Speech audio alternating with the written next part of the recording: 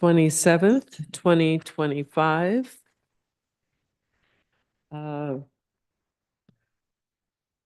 Where are we? Can we have roll call, please? Councilmember Nestandi. Here. Councilmember Perdetto. Here. Councilmember Quintanilla. Present. Mayor Pro Tem Truby. Here. And Mayor Hartnett. Here. All councils present. Thank you very much. And now we'll have the Pledge of Allegiance from Councilmember Perdetto and inspiration from Mayor Pro Tem Truby. Please stand.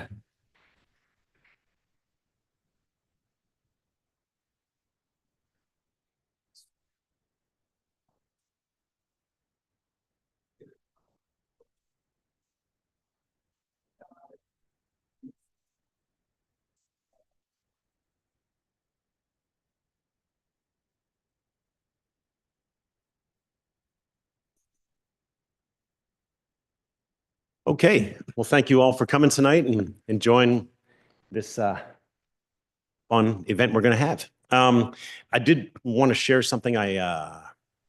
2 days ago, I was able to attend the retirement party for Lieutenant Frank Espinosa. It was put on by the Sheriff's Department up at the Ritz. For those of you who don't know, he served obviously 25 years for the sheriffs, but more importantly to his story is he was in 2008 was pursuing well, I'll just call a bad guy, and chased him down an alley. The bad guy stopped and turned around and shot Frank Espinosa in the face. Sorry, Rick Espinosa. And this is going to be part two of my story. Rick Espinosa, I beg your pardon. Lieutenant Espinosa. Lieutenant Espinosa survived. And for the average person or citizen or resident, non-law enforcement, you could say, well, he could have gone on disability and ended his career right there and walked away, and nobody would have said anything about it and would have claimed, he's a hero. And he is. Instead, 3 months after, Lieutenant Rick Espinosa begged for his job back and continued doing his duties on the street and for another 17 years.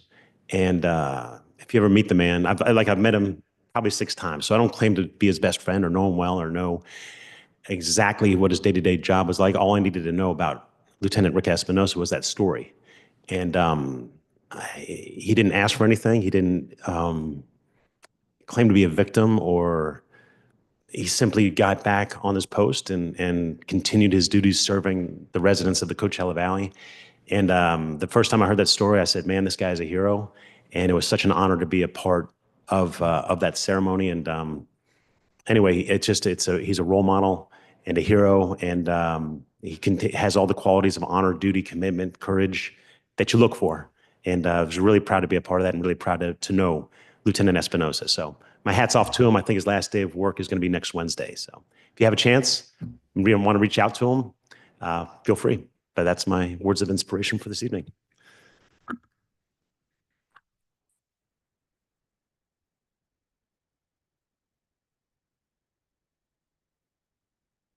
So, can we have any report from closed session? Yes, Mayor. On item 4B, the council in closed session today took a reportable action in the form of appointing Chris Escobedo interim city manager, and that is effective March 22nd. I'm just going to do this.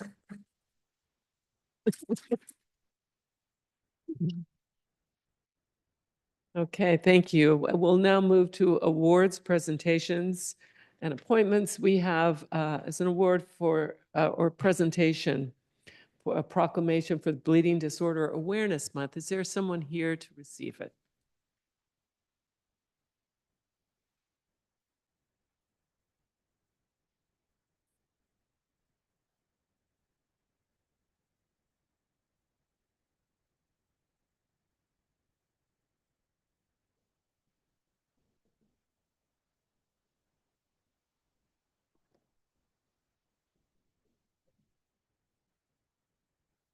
Over. Come on over.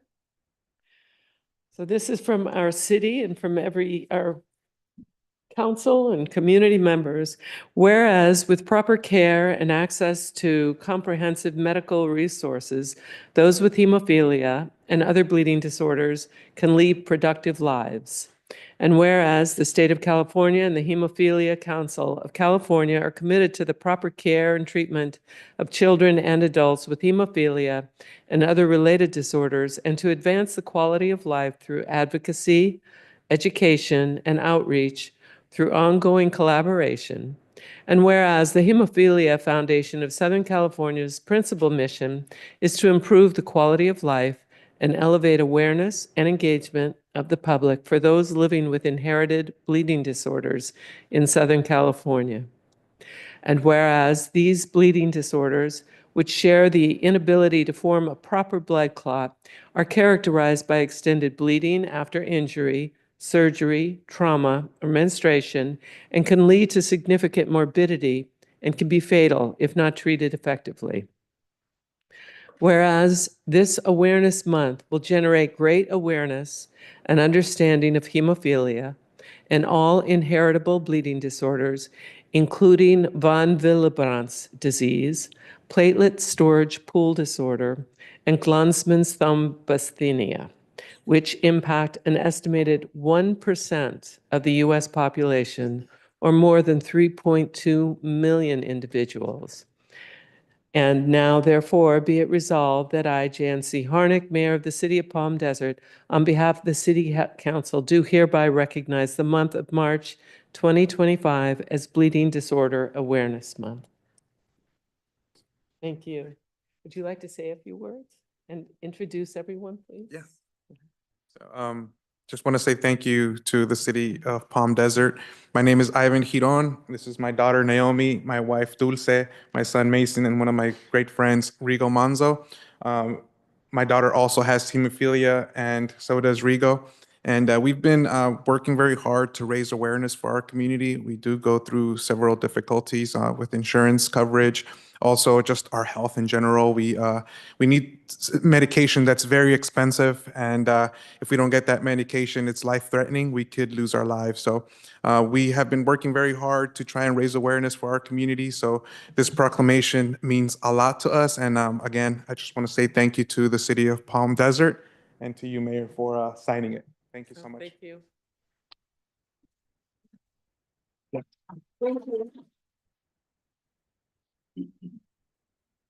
Take a picture with you. I would love.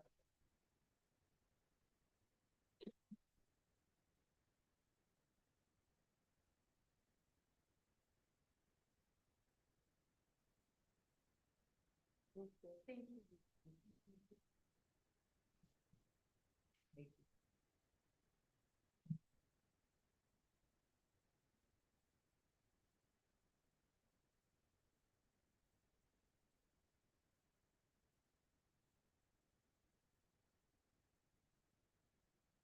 Okay, we will now, thank you so much for being here, and I know there are many people who thank you for your efforts.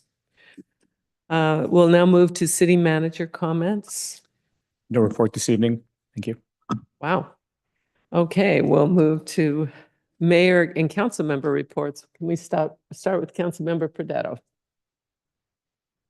Why don't we go to council member Quintanilla? Thank you, Madam Mayor. Last week, I was able to attend a virtual discussion, the Lithium Valley Vision Workshop, and it was absolutely nerd-tastic to see the kinds of mineral benefits that we'll have. Not only is it lithium, but it was surprising to find out the economic impact that we could potentially here be able to extract 50% of the nation's need for potassium, which is essential for fertilizing crops. And right now, half of that we are getting from China. And looking at, I think we all as a community need to support. Right now, we all know we want to support, but we need to be more vocal. There is a potential for Nevada. They have large deposits, but they are in a mountain, which would make it make it harder to extract. Arkansas has a large deposit, and they are looking at possibly giving some hefty tax incentives and not having environmental regulations and they would be a little further out. So we need to do all we can to keep those good jobs here, to keep union jobs, to keep good salaries. And we would be the only geothermal plant in the US, and the second one, the only other one, is in Germany. Cadmium, strontium needed for magnets, and quantum computers, as we mentioned earlier, the need to support AI. So beyond lithium, we need to look at how this is a regional investment, and any opportunity that you see, online survey, phone call, wherever you can, I implore everyone present and everyone watching to support the Lithium Valley project. Thank you. Councilmember Nastandi? No comments this evening. Thank you. And no comments here. I just have a couple. First of all, the Date Festival is going on, and it is going on through March 2nd. We kicked it off with the President's Day Parade, where Councilmember Quintanilla represented the city. I got to go to the breakfast. It's always wonderful to see everybody come together for that festival. So if you haven't been out there, make sure you take a moment and go on out to the Date Festival. Also, we had our Riverside County Transportation Commission annual workshop. We are still working on the traffic relief plan for the entire Riverside County, and still working hard on getting that train to the Coachella Valley, and lots of forward motion with that. And it's very encouraging. It doesn't mean it's going to be easy, but nonetheless, it is encouraging. So there will be times when we'll need your voices to support us in that effort, and we'll let you know when that is.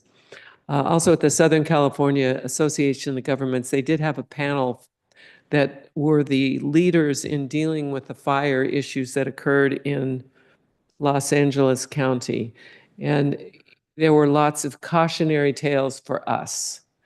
But one of the things that came out is, of course, all of Southern California, all of California came together to help those in Los Angeles. We learned from the tragedy that they had, and now they are working hard to rebuild. And their focus on really is just getting people back in homes. Hopefully we'll learn from that. I know there are good people quarterbacking the effort, and we realize when we rebuild that our focus needs to be on safety and on what is best for the community. And those are my comments. If I may, Madam Mayor, I saw the back of my Post-it. Just wanted to remind everyone as we conclude Black History Month to ensure that not only because it's the shortest month of the year, that we maintain the values and the respect for inclusion that we are encouraged to observe, not just this month, but always. And the Children's Museum, we had a great fundraiser as an opportunity to see that. So these opportunities only supplement what we already generously give to support the endeavors. If you haven't gone, I encourage you to go. It has been redone, revamped, reimagined. Thank you. Okay, we'll move to non-agenda public comments. Are there any?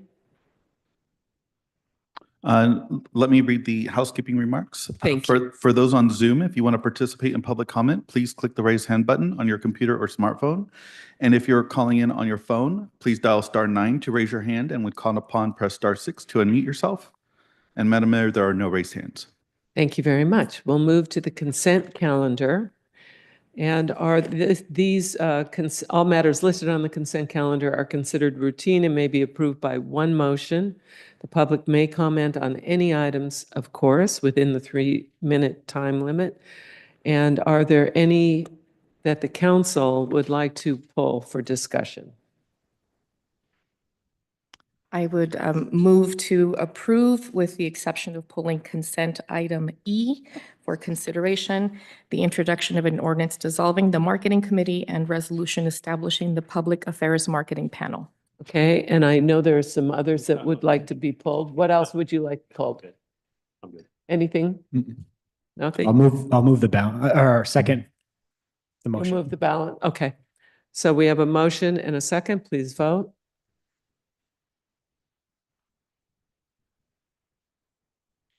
Motion passes 5-0. Thank you. We'll now go to E.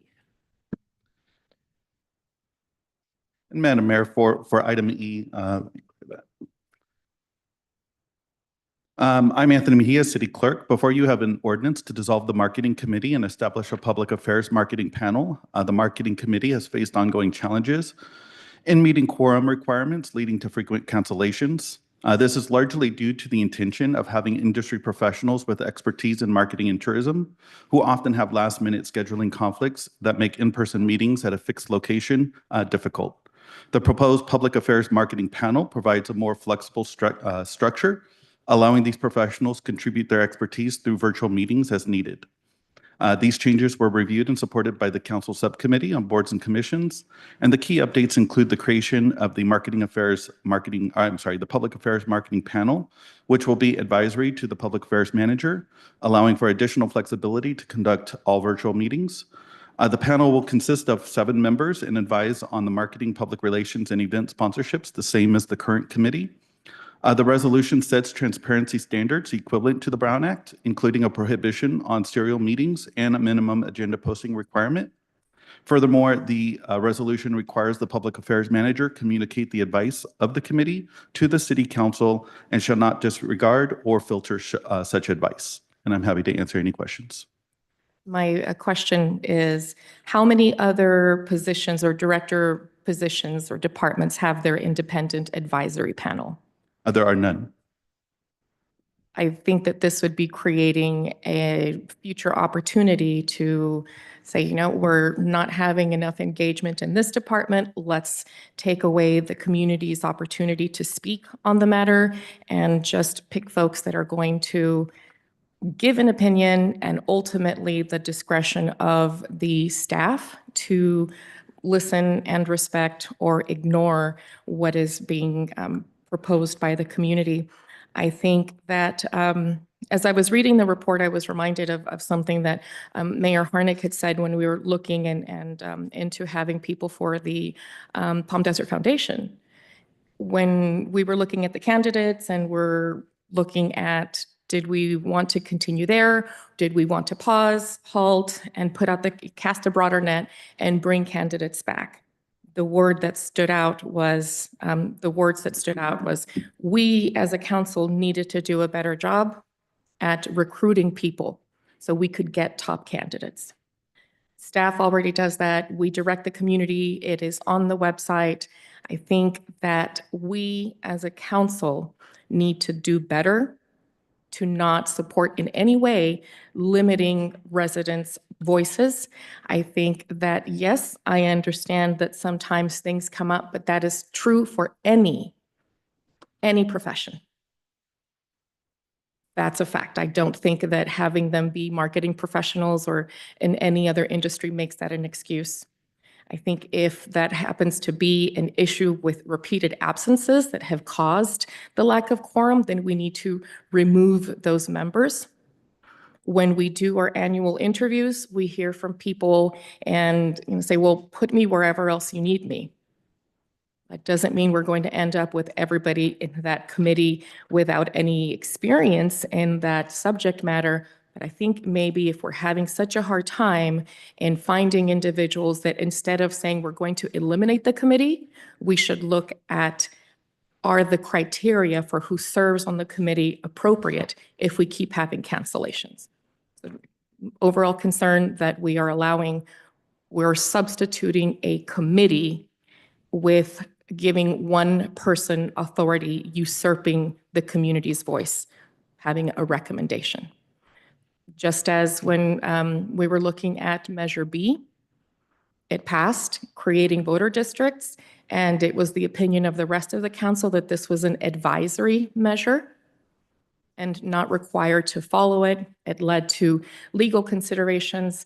I would like to know, would there be the opportunity or what would that look like? I think advisory is disrespecting the people that participate in the process. Are there any other comments? I will give a little background since I am the liaison for the council on the marketing committee. These are not just some volunteers that like marketing. They are exemplary. They are marketing professionals that excel, whether it is from, and understandably, during the BNP Paribas, their marketing expert will not be able to attend meetings. During the high season for the Living Desert, therein lies another conflict. These are advanced, sophisticated marketing professionals. It's a different sort of committee. They work full-time and they give their time. Their input is invaluable, and watching and listening to what I hear from them, losing those people would be a great loss to the city. There is no shortage of opportunity for our community members to speak up or to be involved. They can come here. They can go on any number of websites, whether it's Engage Palm Desert, whether it is the basic city website. They can email me or any other of my colleagues up here or any of the staff. They have ample opportunity to have their voice heard on marketing issues.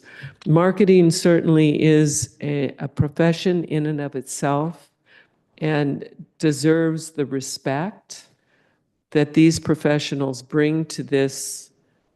As you said, it's a profession. They are professionals. And we need to recognize that as they are working, whether they're from the JW Marriott or or the McCallum, any of our really wonderful assets of Palm Desert, during the season, it's tough.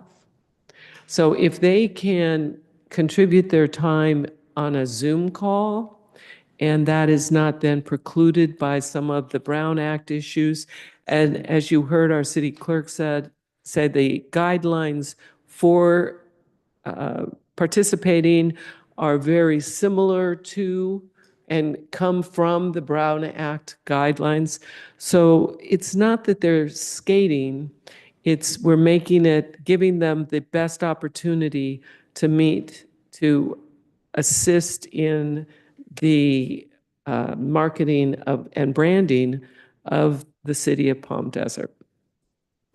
So those are my comments on this issue. I think what we have here is now, it will be a more effective group of people who can come together and move these efforts forward in our marketing and branding and the awareness of Palm Desert throughout certainly Southern California, and they do focus a lot on that, but beyond that.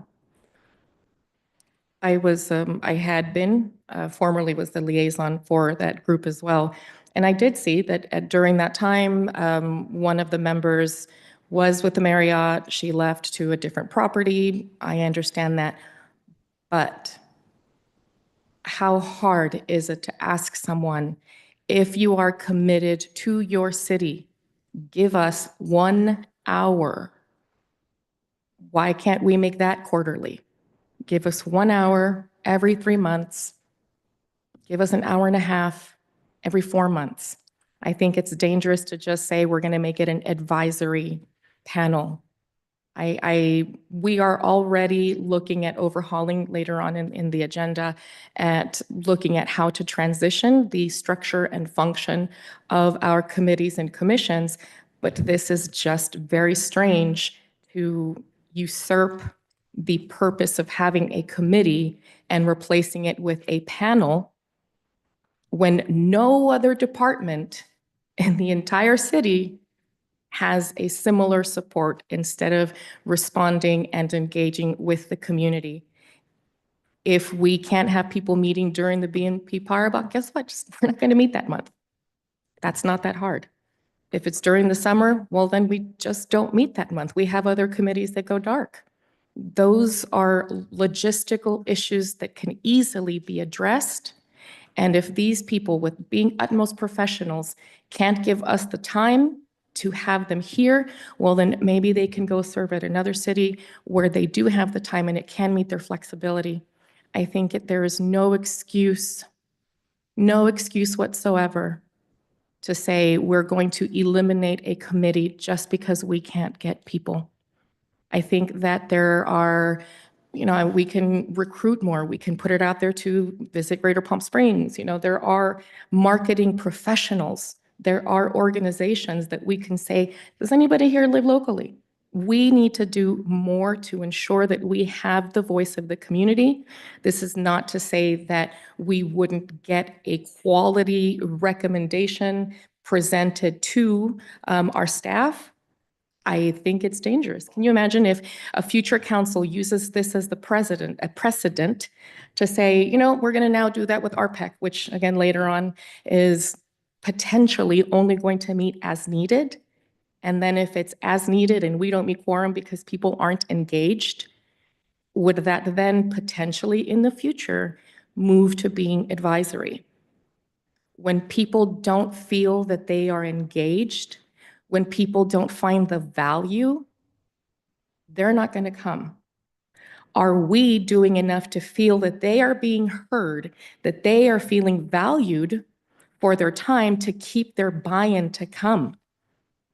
I mean, we have very spirited cultural arts meetings. There is some substantial buy-in. Those meetings very often go longer than 2 hours. To my understanding, that's the only committee where it goes to that level of the length of the meeting.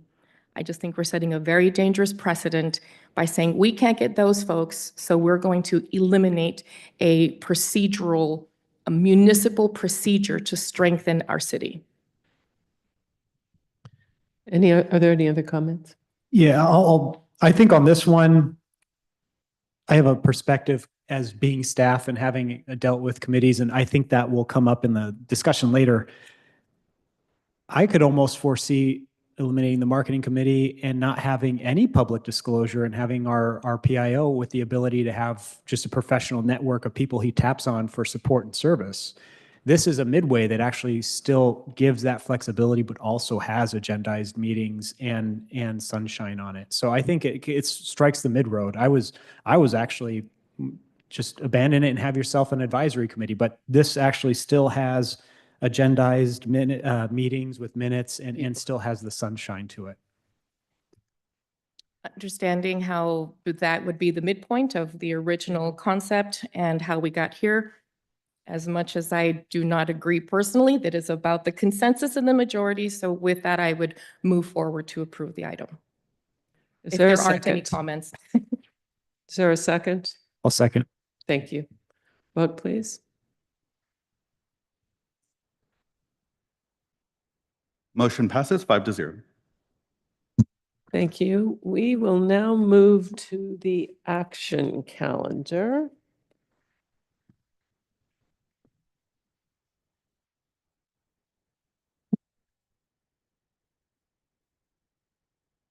And we are on 14A.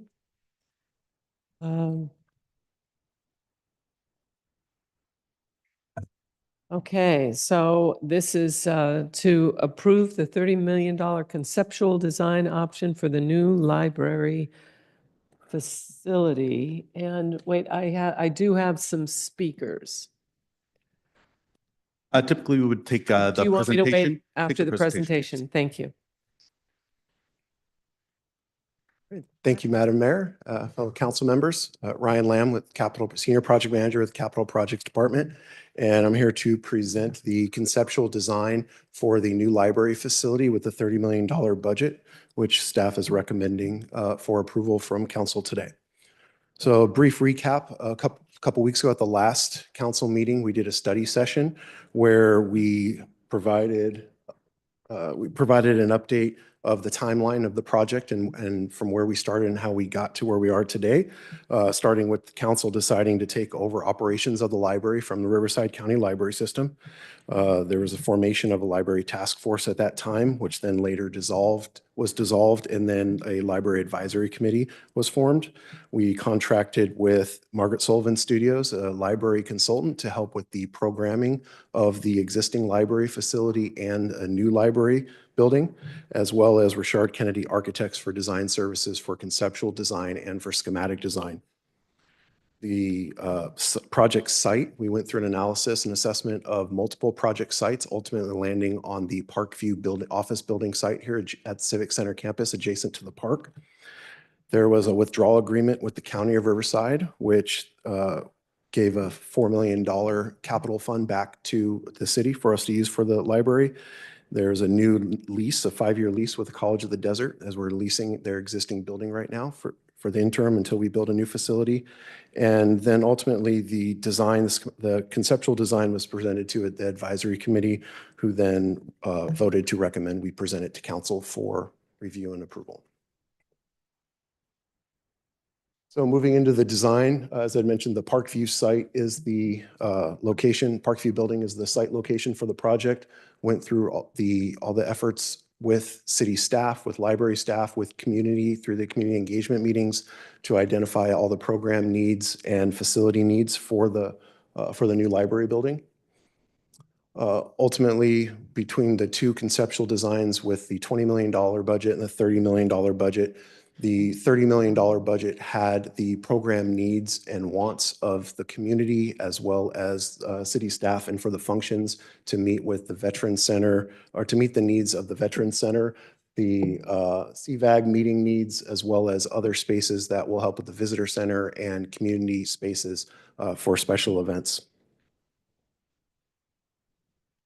The conceptual design, the basis for design from the architect, from Richard Kennedy Architects, was the natural palm grove. So they, look from the flow, the shade canopy of the palms, the flow of the riverbeds, the boulders, the rocks kind of create some massing, and you can see that as it carries through into their actual building design. So we got the pattern of the palm fronds from where it was abstracted from the natural to the built structure that they're proposing for the shade structure on the outdoor shaded area. And the buildings represent the rocks and the pedestrian flow for the river flow. The interior, so the palm frond structure carries through from the outside to the inside, with the difference of the outside obviously is a steel structure. Inside it would be acoustic panels. That would be the intent. That way you have the high ceilings to create the open space, but also at the same time it helps to absorb the sound to create the quietness that you would come to expect from a library. The book stacks would be lower, so you do have the line of sight over them. So you do have a very nice open space, as well as them being on casters, so they can be moved around for special events, with the exception of some, the ones that are against the wall in some area in the children's area where you don't want those rolling around because they can create a dangerous situation. The project budget, we did a outline for the budget where we had the $20 million. That is from the bonds, and the $4 million return from the county, which was the 24, got us to 24, and then we're looking to get another 6 up from the upcoming Measure G funds, and we'll be looking to appropriate those within the next fiscal year. So next steps, we have the conceptual design approval, which we're hoping to get from council today, and then move right into the schematic design phase, which we have Richard Kennedy Architects currently under contract, and that'll be happening here this first half of 2025. And that includes the entitlement process, which goes to the Architectural Review Commission, Planning Commission, to ensure that we meet all the requirements of the city to move forward. And then as we get towards the end of that phase, we'll be looking to put it out to bid for a design build firm to then complete the construction documents and ultimately build the facility. We'd be looking to demo the Parkview building early 2026. And if all the planets align, we could be looking at a new building complete by the end of 2027. So with that, I will be willing to take any questions you might have. I Okay. have one question. Go. And I should have asked this ahead of time when Anthony asked for any questions. Since we're still in the conceptual design phase, there's one issue that weighs on me a little bit, and that's the history of our architecture that we have here. For example, if we look at the building here, at our stonework that we have here, it's similar to the exterior. And so our city hall mirrors the exterior of Parkview. And I was wondering if there's any way to keep a little bit of that integrity in the design of the new modern looking building. And I don't even know if any of my colleagues agree with me, but it was just something that I thought the architecture here is historical. Our city hall, I find it beautiful. And I just wonder if that's a possibility. Yes, it's a possibility. So the finished materials are not final, they're not selected. That's part of the next phase where we will get into the minutia of all those different materials and how they're going to be represented through the building. So we can definitely take that into consideration as we discuss with the design team and ultimately take it through Architecture Review Commission. Thank you. Any other thoughts, questions? Please. Okay, and this might be a question better suited for Dr. Schaefer, but square footage is about the same as what we're operating now at COD, about 25,000 square feet, more or less.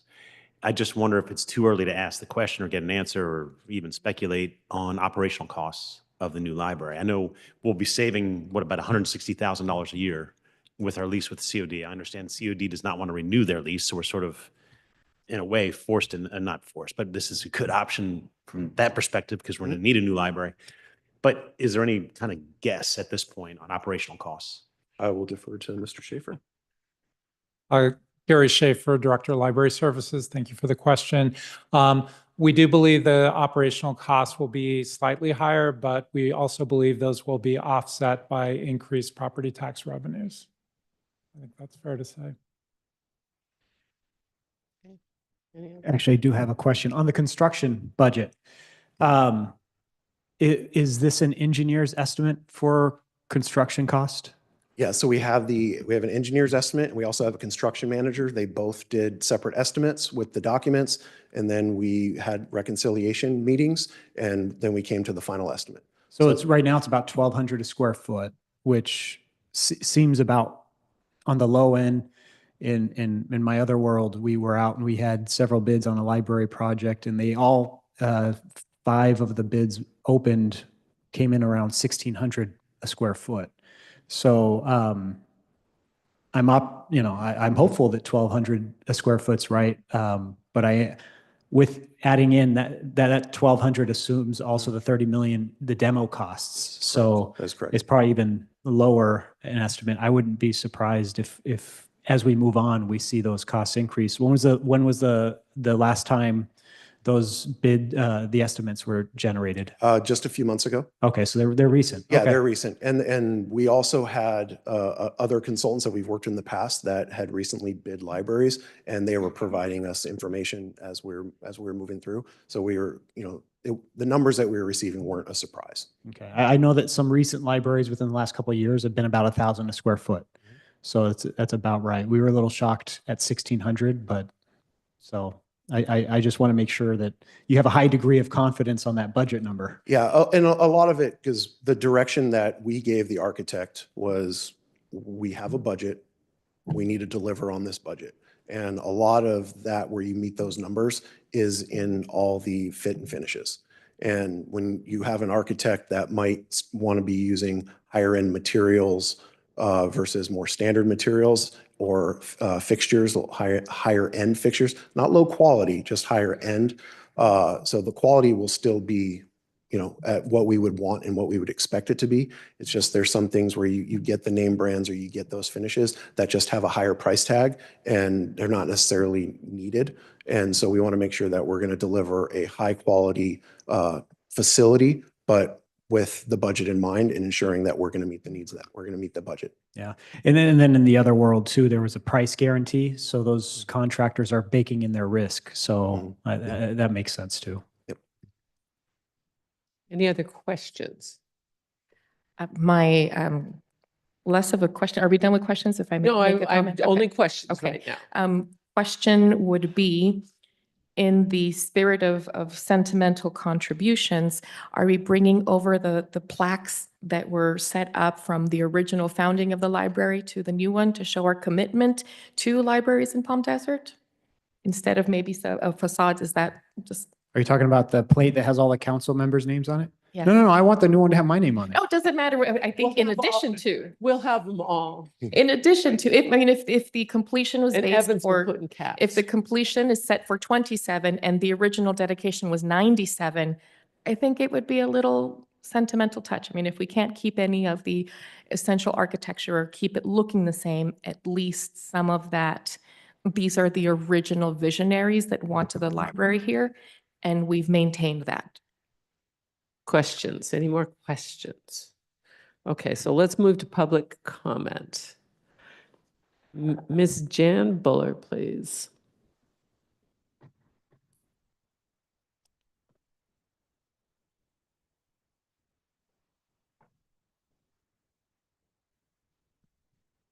Good evening, Honorable Mayor, council members. Jan Buller, Samara Road, Palm Desert.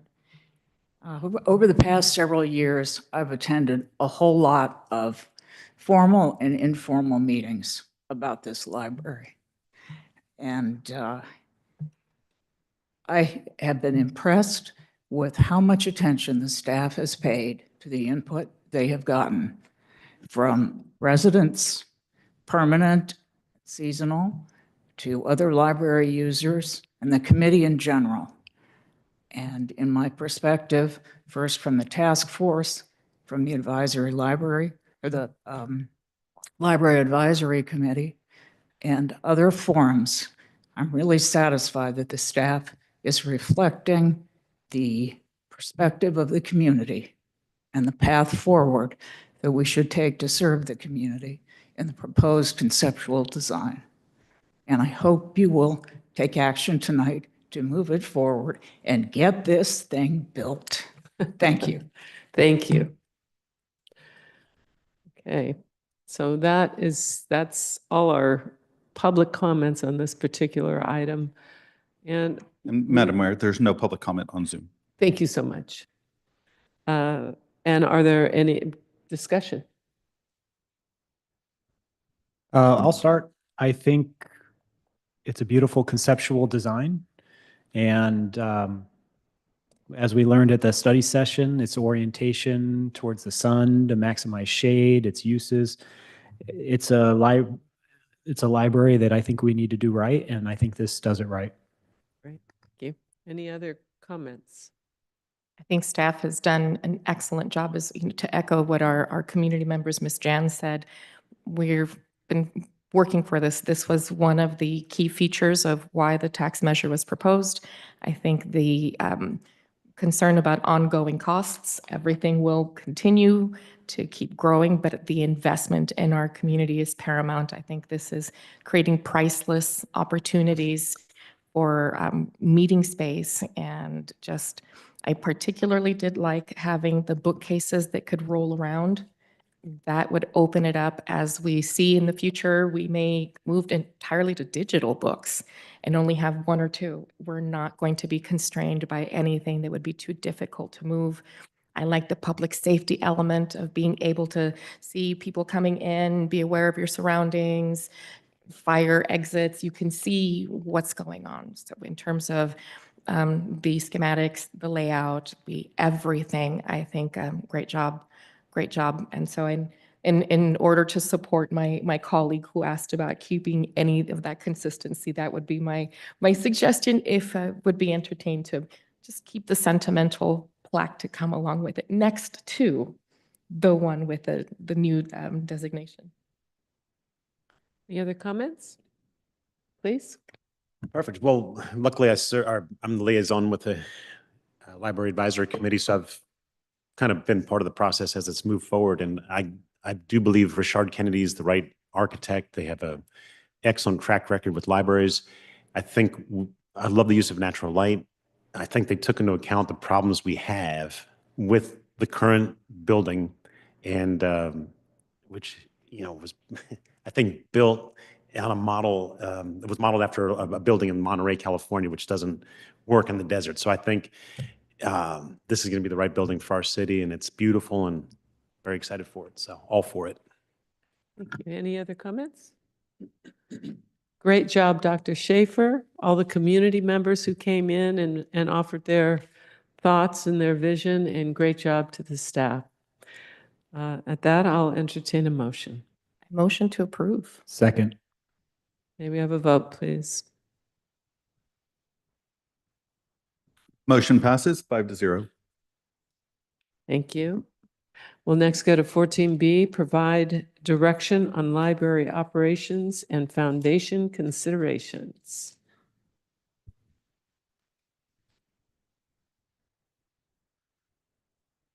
Who will be presenting on that? I will. Mayor and Council, in 2024, Council provided direction to proceed with the creation of a foundation for the library and city services. In January, during your council candidate interviews for prospective foundation members, Council requested a temporary pause to refine the foundation's vision as well as mission before proceeding. Subsequent to that, there were additional requests for clarification raised on the purpose of the foundation in light of the passage of Measure G. So before we went any further, we wanted to get further clarification and direction from council on how you'd like to proceed. Originally, when council provided direction to create the foundation, it was largely driven by these key attributes here: the ability to tap into grant dollars specific to 501c3 nonprofits, creating a fundraising platform beyond our local network, as well as generating greater donor confidence for the library. So municipal libraries do tap into foundations and create them to augment the services for the library. But with the passage of Measure G was also intended to help add and augment city services, including the library. So some of the options today really is to gain your insight and clarification. We can continue through the path of proceeding with the creation of the foundation, which if we did, then we would bring back that work plan and also continue with the candidate recruitment process. The alternative to a foundation, the city could supplement the library base budget with funds from Measure G. So if that's the direction of the council, we can include some options for you in your upcoming budget sessions. Additionally, we can pause the whole foundation activity and explore partnerships with other nonprofits or wait until a new facility is created. So with that, I'm happy to answer any questions. We also have Dr. and Director of Library Services, Gary Schaefer, here for any questions. Thank you. Are there any public comments online? No public comments, Madam Mayor. Thank you. Are there any questions from the dais? Any questions? Okay, question?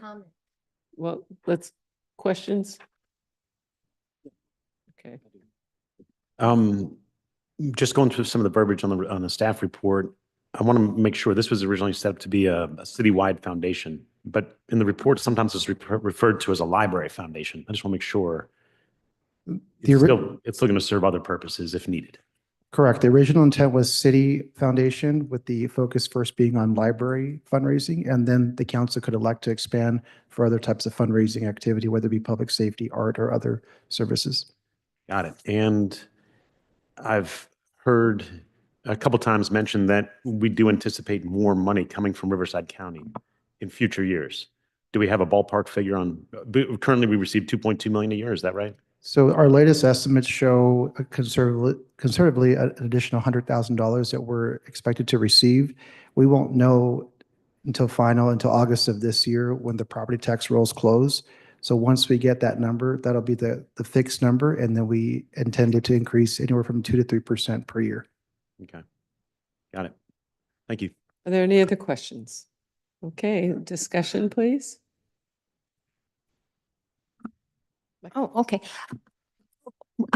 Currently for the library, there's a small group of people that are it's called Friends of the Library, and they're already doing some fundraising.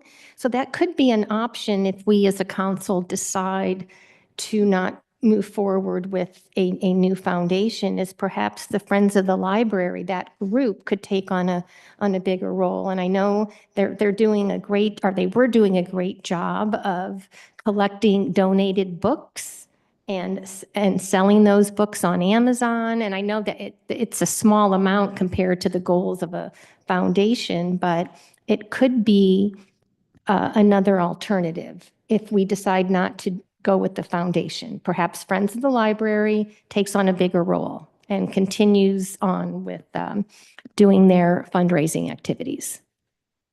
Any other comments? I think that's a good idea. I think that we wanted the library, then we said that the council was going to be the governing board at first. Then we said it should be external. We could make it a foundation because then of the separation of 501c3 and getting into where we were going to do a dance of where the money was going. Would it incentivize more donations if it's a nonprofit?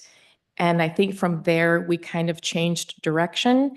And then the conversation included, well, let's also include the opportunity to raise money for public safety, and we can add this to it. And I think it morphed into something that we didn't originally intend. We asked our residents, we asked our community, and they voted to increase taxes.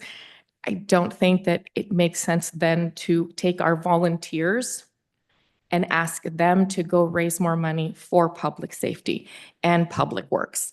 If part of our discussion is already about having the difficulty in maintaining people engaged and committed to serve on any of these boards, having people go out and ask for money is tough. For some of us as elected leaders, some people have no problem asking for money. That is not an easy task for me. Having members of the community, whether that may be they have a background in fundraising or not, from what I recall, it was supposed to include things about programming. This was meant to include our educators that could say, we're looking at this literacy program that I saw in Santa Monica. What a great idea. Can we bring it here? Having programmatic elements as someone, those were the discussions that needed to happen, not, hey, can you go raise money for us? And maybe you have very limited time in the library. You don't go, you've never been invested. I mean, I see former staff members from our library that have been committed and spent years there.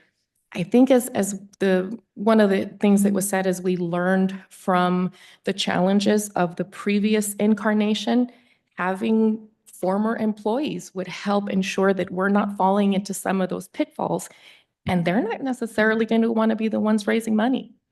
I think that we either need to stick to it as a library foundation, or we need to cancel the idea overall. I would. I have an oversight. I apologize. I have a public speaker card. Does everyone agree? Let's hear from the public Yes, speaker, please. and then we can continue our discussion. My mistake, excuse me. Jan Buller. Can you have a public comment on this item? I think she spoke on the She design did. too. She And second did. one? But there is one also for 14B. Did you want to speak on this? Or do you feel you've said it all?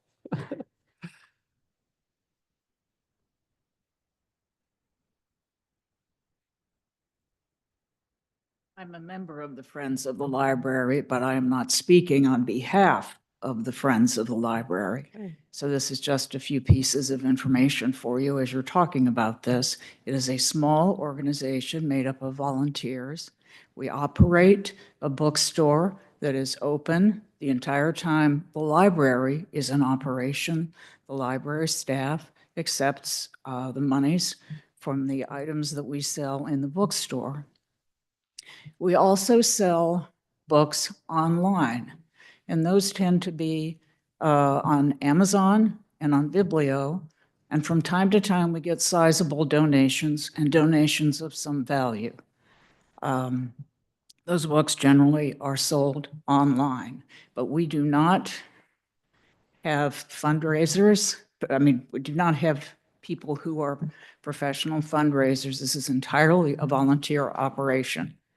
So I just will add that perspective. I didn't intend to speak on this, just to observe it, but I did want to give you a few data points on who we are and what we do.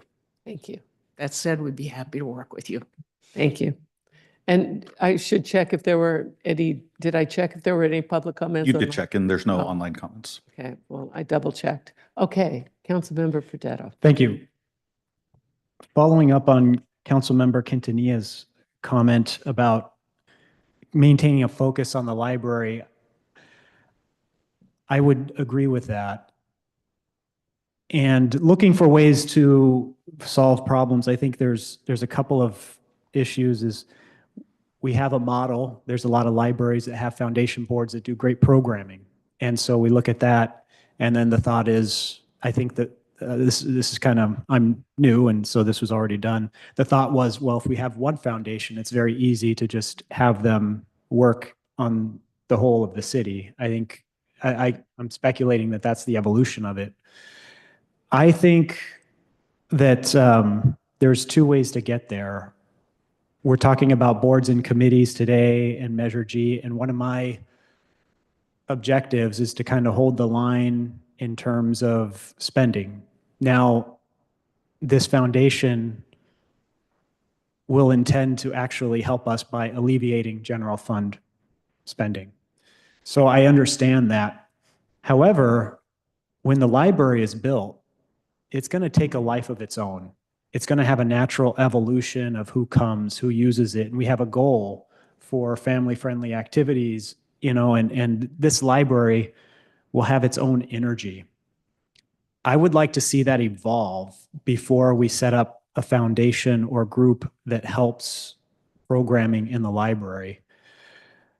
So I would prefer to take a pause approach until the library is built and we could see how it evolves and who's using it, and then we can form a foundation that either supplements or grows a segment that's not using it, and we have a better idea.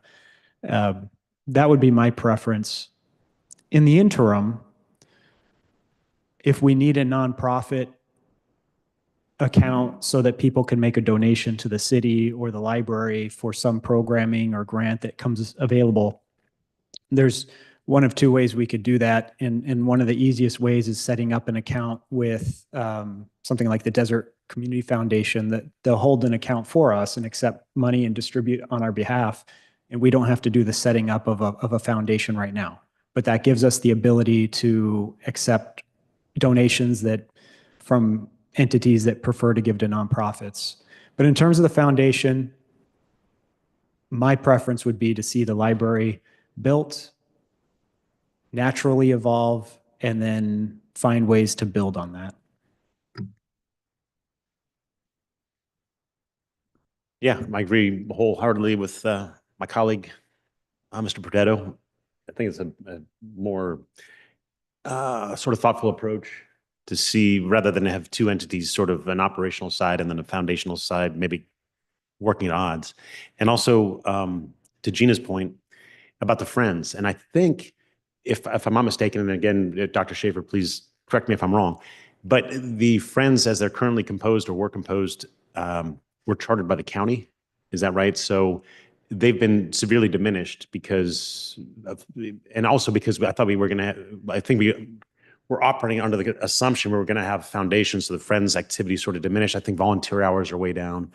I wouldn't mind seeing them brought back to life a little more in the interim, but flesh it out for me. Happy to address. Again, Gary Schaefer, Director of Library Services. So the Friends were actually formed as the Friends of the Desert Libraries. So that is a makeup of all the libraries that are part of Riverside County. So we were part of that. The president of the Friends of the Desert Libraries is actually our president of our local Friends chapter, but they are operating under that 501c3. So the plan was that this might roll over to a foundation or other entity. They would likely have to set up another 501c3 to keep operations going if they choose to do that and continue to fundraise. Thank you. So I love the idea of, creating a new friends group that's Palm Desert specific. And I love just having a cadre or a group of volunteers that are out there advocating. They're active, they're involved, they help. I'm assuming they help staff operate the library, so, or at least take some of the load off of some of the foot traffic and activity coming through there. So I would like to have a more robust friends group, get the library built, see how the energy's going, and then talk about a foundation, put the brakes on it for now. Okay, so I'd like to take a moment, and it sounds like minds have been made up. And so I'm going to ask my colleagues to open your mind for a moment. And I want to provide full disclosure here. I have been trying to get a foundation in this city for more than a decade. It's a sophisticated tool for fundraising. Many people are somewhat wary of giving their money or their assets to government entities. Shocker though that may be. But when you create a 501c3 that is a foundation for something specific, and many cities have them, it's a great tool for someone to leave their assets. If they take their trust, they can leave the city of Palm Desert as a recipient. We've had people who've left homes to the city. It's a bit of a mess when they do that, because now we have to find our way, and it's a little messier. If they had a foundation to leave funds to or assets to, it's much easier, and they feel comfort in the fact that it can be earmarked for specific projects. They don't feel that comfortable if they're giving it to a city. And we all know that there are questions about government, and we all know where those questions come from. But when they put it in a foundation that has a strict, clear set of accounting with earmarks on certain funds, they can then give it that, and it's guaranteed it's going to go where it's going to go. So it's a great tool to bring funds to a project like a library. And to wait until after it's done, I'm not sure that's good proactive planning. In fact, I know it's not. I'm sorry I chose those words.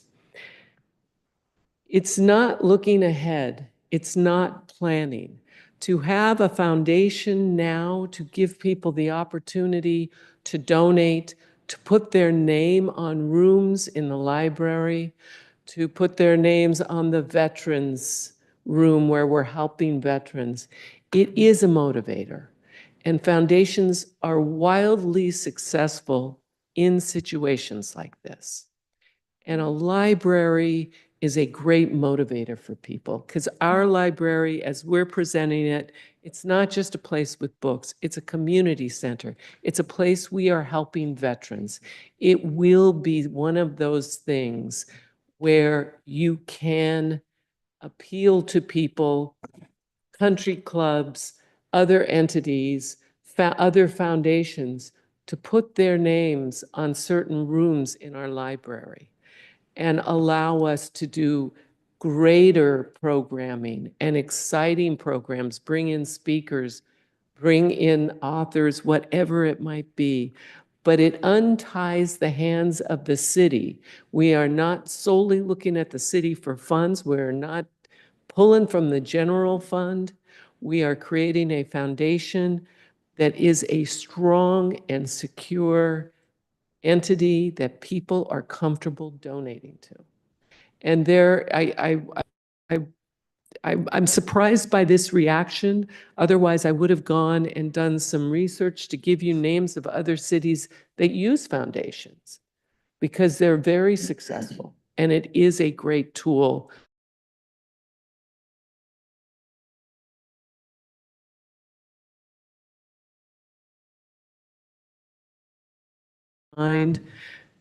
They are a tremendously successful and sophisticated way to help build things like a library.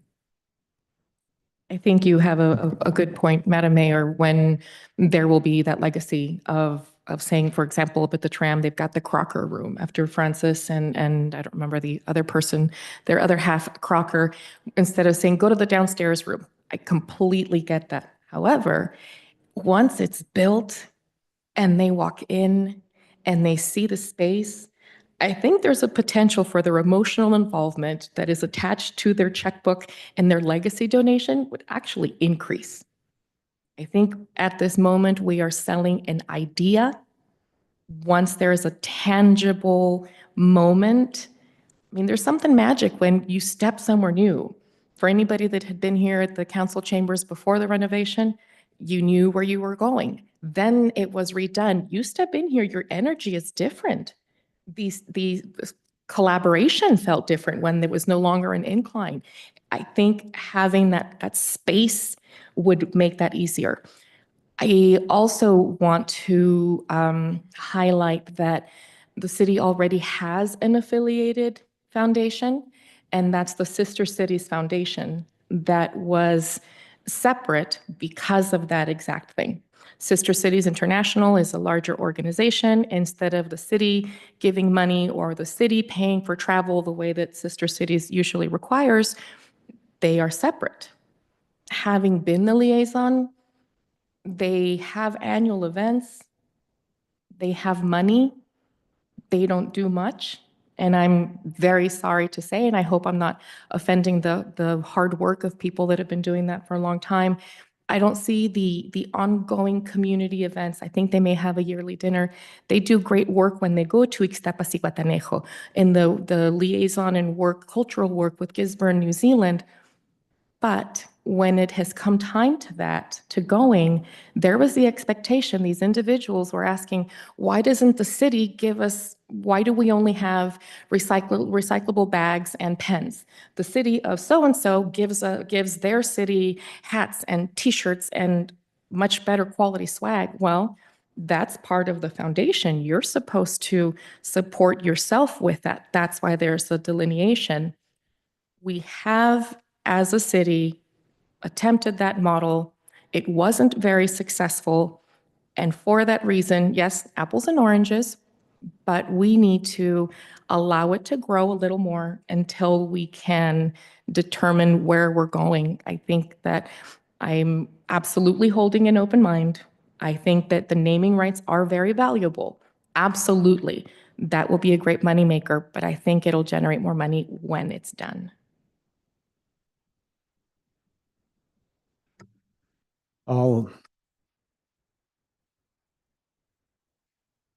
So I think that I have a question. The foundation is not a bad idea. I'm in your experience, because you're in this world or have been for many years. Is it the board of the foundation that is the important part, or the mechanism being the 501c3 with all the financial controls? I presume it's a matter of both, but is it that people trust the mechanism of a 501c3 and that there's strings on how the money is dispersed? Or is it the board that they're giving to, specifically with the city in mind? If they're giving to a foundation knowing it's going to the city, does it matter that there's a board, or is it just they want a foundation with control? And I'd almost just say yes. They want if we can just cut to the chase, government doesn't always have a good reputation. The foundation is separate. So yes, the board is very important. And yeah, I've been in this world, but I also was a professional fundraiser. And I did that. And I know the comfort level people need to give those large sums of money. And they want to know it's earmarked, they want to know where it's going, and people like the acknowledgement that they have provided something to their community. And that's what this would do. And very successful cities use this model, because people will leave their homes to it. People will leave things that might be of historical value when we're talking homes, but it might be as most of us are aware, there was the woman who had the home on Portola and then abutting that on the other street. She left that all to the city. We were kind of scrambling to work with it. It was not easy, but it could have been left to a foundation. People do that. And when they look at a library, and that's a magnificent building that we looked at, to be part of that, to be part of it from the ground up and to inspire that we don't have to cut any corners because people have been inspired to be part of a brilliant visionary project. We don't have to cut corners and we don't have to pull from the general fund. It will be inspirational. And it just gives us, it is a sophisticated tool for cities to do great work, to do great projects, and to give assurance to the people who are giving the funds. I think two things.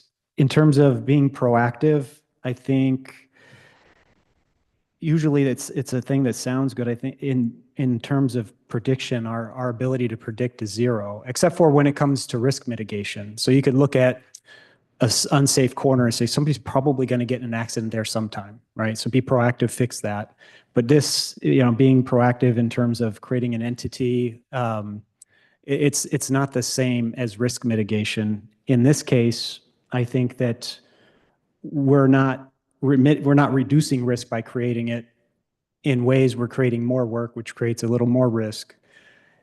I think if I was just I ran the show and I stamped what I want tonight, I think I would say, let's set up a foundation with a community foundation that would allow people to make charitable donations to the city, to their direction. And then the foundation, that independent foundation would then make sure that all their donations, their third party, are administered to their will. That costs us very little. I think they charge a little management fee, but for us, there's no extra staff time and that's set up. Separately, I'm still interested in a library foundation specific to programming, much like Rancho Mirage does. That I would, and maybe the Friends evolve to that. But that's something that I think in terms of specific for the library, I would wait to see that that's open. So, I think there's two paths here, and that's in my mind what I see. Okay, I would ask this, given what you've just said, and you use the Rancho Mirage Library as an example, and I told you I am really shocked by the resistance to a foundation. From my experience with foundations, to me it would be, yeah, well, of course you would do that. But that's my experience. What I would like to do is continue this. Allow me to give you some of the research, some of the cities that use them, how they use them, how successful they are. And also we can go meet with Rancho Mirage, two of us, or however you want to do it, and hear from them how their success has been, because they've had great success with theirs. So I would ask that we continue this with more knowledge and make the best decision possible. Please.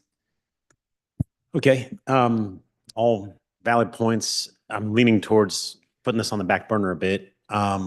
It's been my experience in life in general, but also during my time here on city council, that the people who hold the purse strings generally get to dictate how things are run. And that would be a concern I would have with the foundation, that if they're doling out how the money is spent, it would tie the hands of our staff and our library director.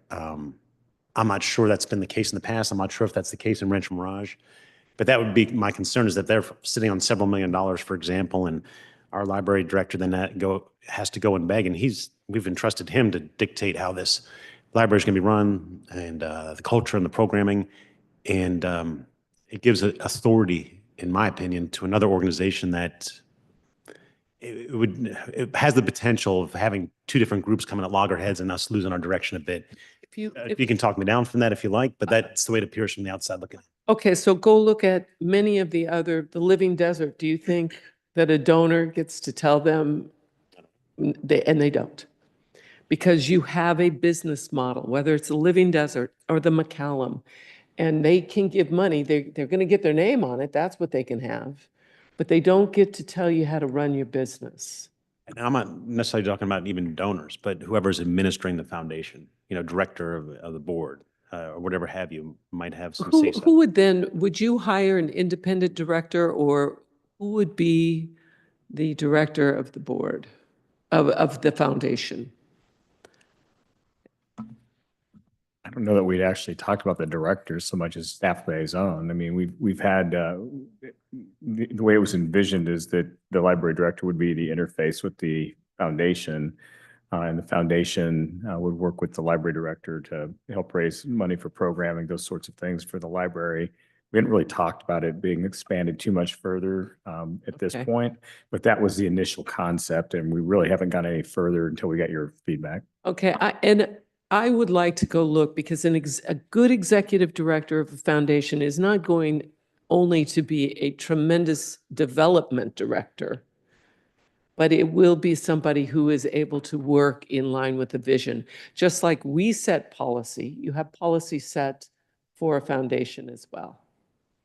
And so you need a good executive director, no doubt. You need somebody who knows development, who knows how to raise those funds, who knows how to encourage people to give their treasure. So I really recommend that we get a little more information before we go further. We don't want to tie our hands before we start and say, oh, I don't know if we have enough money. You brought up some valid concerns about how much per square foot. If something changes, are we then going to not do our best work because we feel limited?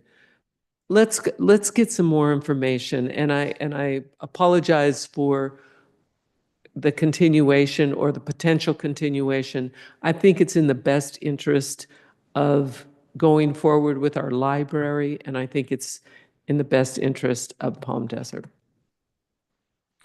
All right, well, I would make a motion to continue the item until there's more research, and then you did, and perhaps there is the subcommittee that's going to look into the Rancho Mirage Library and other entities? And or- anybody can do that, and I'll research other cities that have them. Can we say in 2 meetings? Is that realistic? Is that too much pressure, or? That works for staff. Okay. Can I ask a Let's do question? Chicken, egg, horse and cart. If part of the discussion has been that having a foundation works very well if we have a good executive director.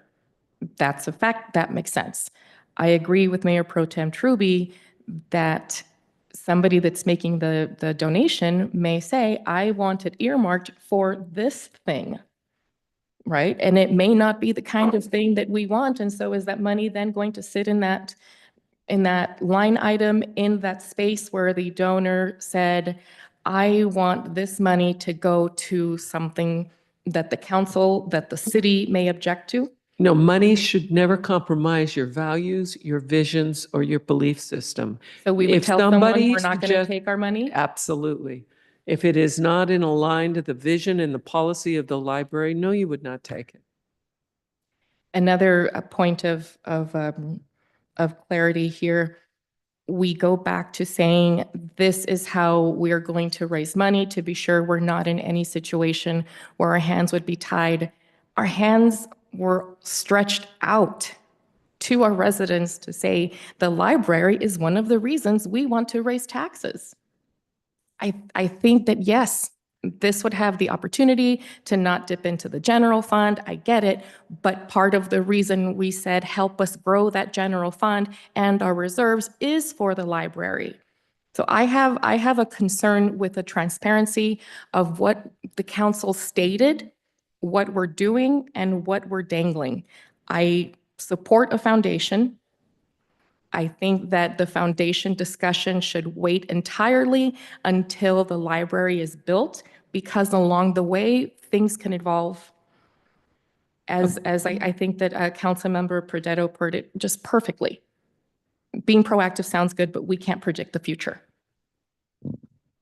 Government will happen at a slow pace. We're not losing a single dollar by deciding to wait a year. That money will come if people have the generosity in their hearts, whether they want to give it now or they want to give it later. I think that wholeheartedly there will be an increase in funding once people are there. And maybe we're looking at a very different set of users for the library, because people shouldn't feel that they are the ones that are entitled to the library because they're the ones donating money, that they're going to decide how things get spent and the vision. Because sometimes you go somewhere and think, well, this doesn't feel right to me. Whose idea was this? Oh, that's right. Jim Johnson or Bill whatnot that made that donation. And that's why this exists this way. Okay, to be clear, funds from Measure G will be used towards the library. But if we want to do some spectacular planning or some other spectacular things in the library, making it all it should be, there may be other funds needed. I don't view donors through a nefarious lens.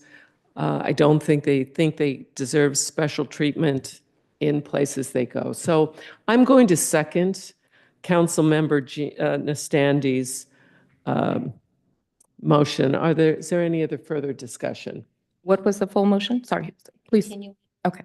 Yeah, and I like the idea of putting it off for about a month or so. 2 meetings. We'll get roughly, information. yeah. My concern, and I'll spend the next month talking to at least Rancho Mirage Library, if not others, is making sure that our fantastic Dr. Schaefer, our library director, I have no doubt that Dr. Schaefer could go out and raise a ton of money. He's a charismatic guy and loves the library, has the passion. I want to make sure our staff maintains their autonomy in the direction of the library. And my concern is that the foundation would step on that. So that's what I want to have addressed. There are checks and balances. It's not a concern that I have. I hear you, though. Thank you. So let's do our work so that we make a good, well-informed decision. So we have a motion and a second. Can we have a vote, please? Before voting, I would just add that Mayor Pro Tem Truby, I think that is excellent, and that should be put into writing, not just a general understanding, but it should be put into writing. Who maintains their own autonomy? That is essential. Motion passes 5-0 to continue this matter for 2 meetings. Thank you. We'll move to 14C, which is resolution of concern regarding South Coast Air Quality Management District's proposed amendments to rules 1111 and 1121, phasing out gas, water heaters, and furnaces. Mayor and Council, the resolution of concern is before you as council members have expressed interest, concern, and comments on the proposed rules. As South Coast AQMD is proposing to reduce NOx emissions generated by the burning of gas to improve air quality. Part of this would be to phase out the gas burning furnaces and water heaters. Some of the concerns raised are high costs, strain on the grid, and then implementation. How does this affect the consumer? And as it was originally presented, it was designed where any renter or homeowner would be required to switch to a electric or zero emission device, and gas wouldn't be an option. Through the process, many cities and organizations have raised concern. South Coast AQMD has delayed the implementation. They've increased and expanded the incentives available. But recently, since the publishment of the staff report last week, I've been in communication with South Coast AQMD staff, and the proposed rules have significantly evolved. They've shifted away from it being a mandate on the consumer, so the homeowner or resident, and instead shifting it to incentivizing and working with manufacturers to increase the amount of zero emission devices.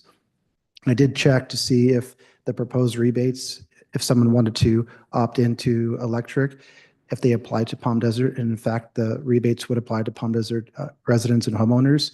So with the recent adjustments, they're going to be rolling out more information in the coming weeks, but a resident or homeowner could still continue with gas options or voluntarily switch to electric with these rebates.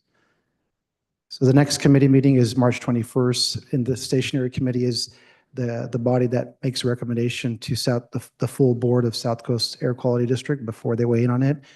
So as more information comes forth, we can share it, but at least we wanted to present a resolution of concern so the council could express their thoughts and perspectives on the matter. I'm happy to answer any questions. That Thank concludes you. the report. Are there any questions? Are there any public comments online? No raised hands, Madam Mayor. Thank you. Any discussion? Well, I will say that I want to be on the record that I believe in clean air and I want to drink clean water for myself, my family, my friends, my community, our world. That's all very important. But banning natural gas or imposing fees on manufacturers that just get passed back to the consumer or the builder, that's what will happen. And we also, as mentioned, we have grid issues with electricity, and the United States has abundant natural gas, and it is clean burning. So I am opposed to any type of rules that are passed by an organization that are aiming to ban natural gas. And I haven't seen studies that show the cost benefit of banning natural gas. And if we all just, look at our own heating bills that use natural gas, it's much less than when you use air conditioning and electricity to cool your home. Natural gas is still a good alternative. And so I don't believe that these latest proposals are sufficient by the Air Quality District. Any other discussion? I echo exactly as Councilmember Nastande stated. The additional thing that came to mind is that if anybody that purchases one of the appliances, a standard gas appliance today, they would last 30 years or more. So there's no financial incentive, as mentioned.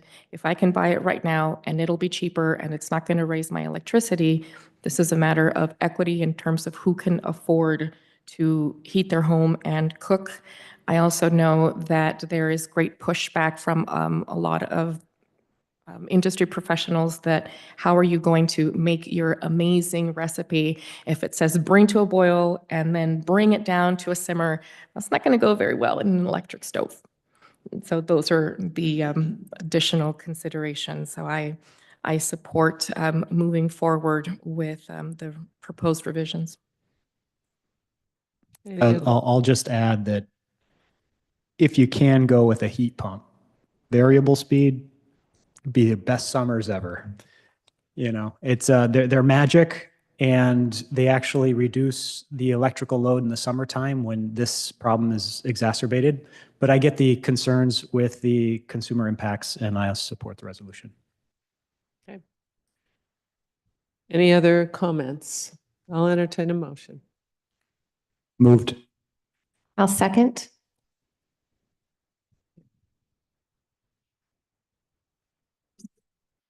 Motion passes 5-0. Thank you. Okay, we'll move to 14D, ordinance amending the Palm Desert Municipal Code to update, clarify, and codify bylaws and general provisions for the city's boards, commissions, committees, and task force. Madam Mayor, Please. Madam Mayor and City Council, I'm Anthony Mejia, City Clerk. Before you is an ordinance updating the municipal code regarding the city's boards, commissions, committees, and task forces. These updates were reviewed and supported by the City Council Subcommittee on Boards and Commissions, and the key updates include clarification of the Finance Committee's role in reviewing financial policies only when referred by the City Council, updates to the Resource Preservation and Enhancement Committee's purpose and responsibility statements, along with a transition to an as-needed meeting schedule, standardization of most committees at 7 members, and the introduction of a waiting period for former employee relatives to serve on our commissions, And then adjustments to the meeting frequencies for the Public Safety Committee, Civic Engagement Committee, Homelessness Task Force, Cultural Resources Preservation Committee, Library Advisory Committee, and RPEC.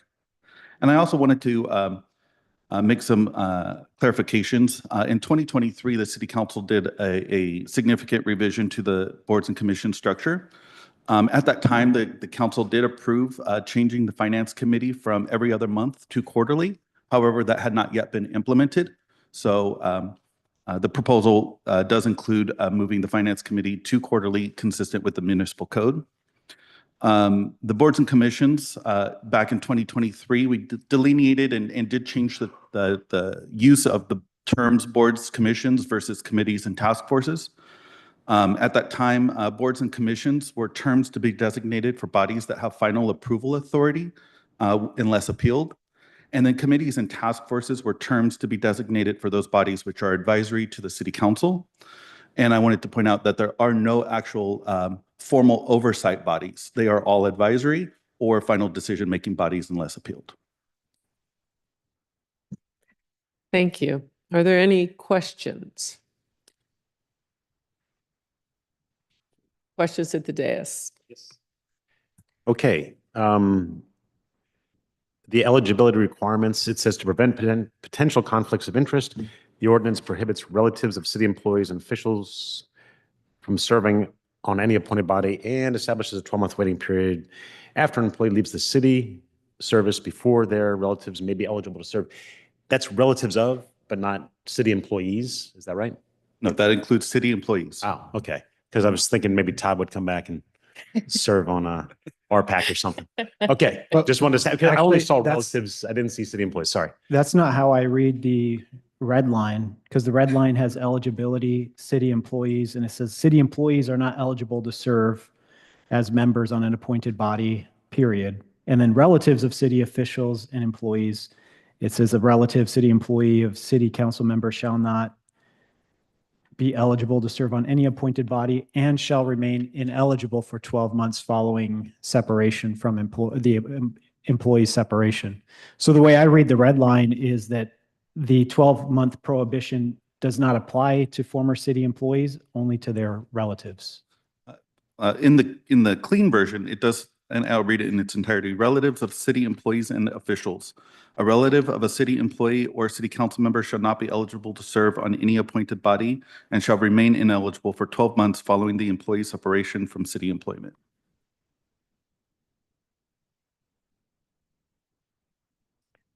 And it's only speaking to relatives. Is that your Yeah, point? it's only speaking to relatives, but city employees can apply immediately after separation. Because immediately above, it discusses city employees, not relatives. So it's Good catch. section B. That's true. Good catch. So we could clarify this for second reading to state that city employees would also be included in this prohibition, not just the relatives. And also, it Thank would you. assume that Todd would have to come back and live in Palm Desert. Do city employees include city council members? Correct. Okay. Any other questions? Are there any public comments? You should have speaker cards and do. there are no raised hands. Okay. online. We do have 3 speaker cards. Let's start with Berlinda Blackburn.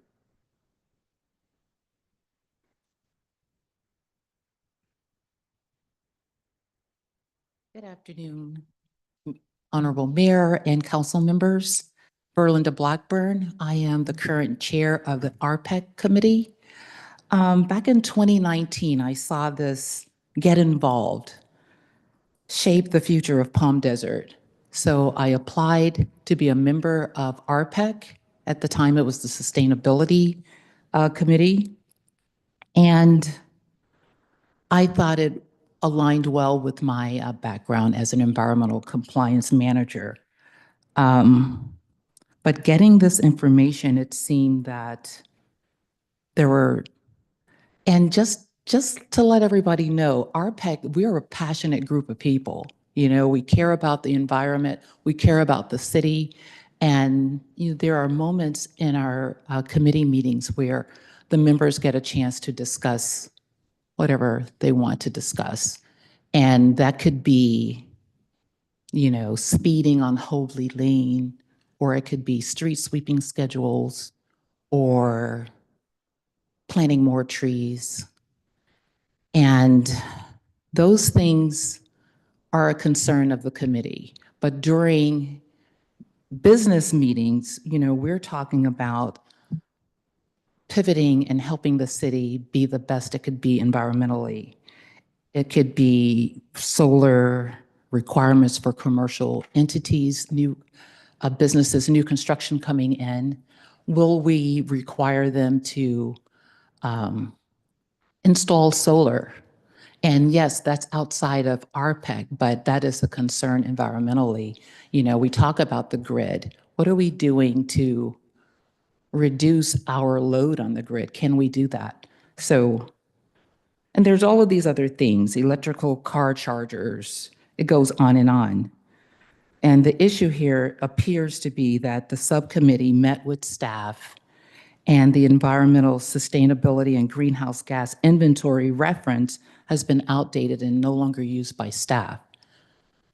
Okay, update the environmental plan to create that solution of removing outdated references, and once completed, look at the greenhouse gas measurements from a comprehensive climate action plan. And also look at the 2025 work plan. It shall be the responsibility of the Resource Preservation Enhancement Committee to make recommendations to council by moving RPEC to as needed only when the city council refers specific items or when staff determines will basically diminish the capacity to effectively guide the city's environmental initiatives.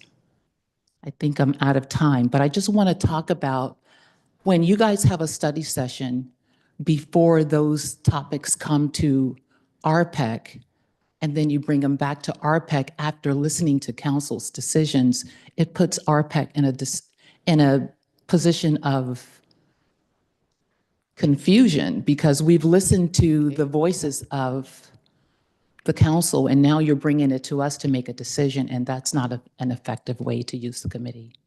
Thank So you. thank you. Thank you. Our next speaker is Donald Ziegler.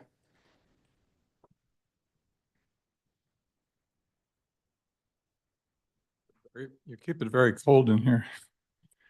My name is Donald Ziegler, and I'm a resident of Palm Desert. I'm on Berlinda Blackburn's RPEC committee.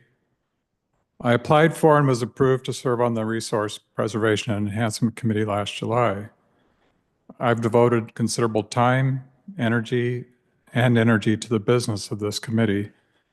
I receive no compensation beyond my satisfaction that I'm serving an important function by studying and providing input to city staff and the council on the critical issues that the committee considers. It was therefore a great surprise to me to read that in appreciation for my and the committee's efforts, the council believes, as you stated in the text of item 14D, that, quote, the committee had been meeting without clear agenda items, leading to discussions outside its intended scope. That sounds like a bit of a scold to me. Let me say, every meeting of the committee has a clear agenda. A city council member and city staff are active participants in the meeting. When I attend those meetings, I have no confusion as to why I'm there and what it is we are to consider.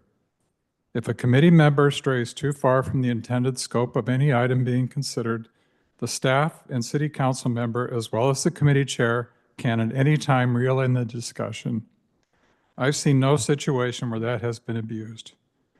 So I must say I took personal offense at the implied criticism that I'm on a committee that has somehow gone rogue.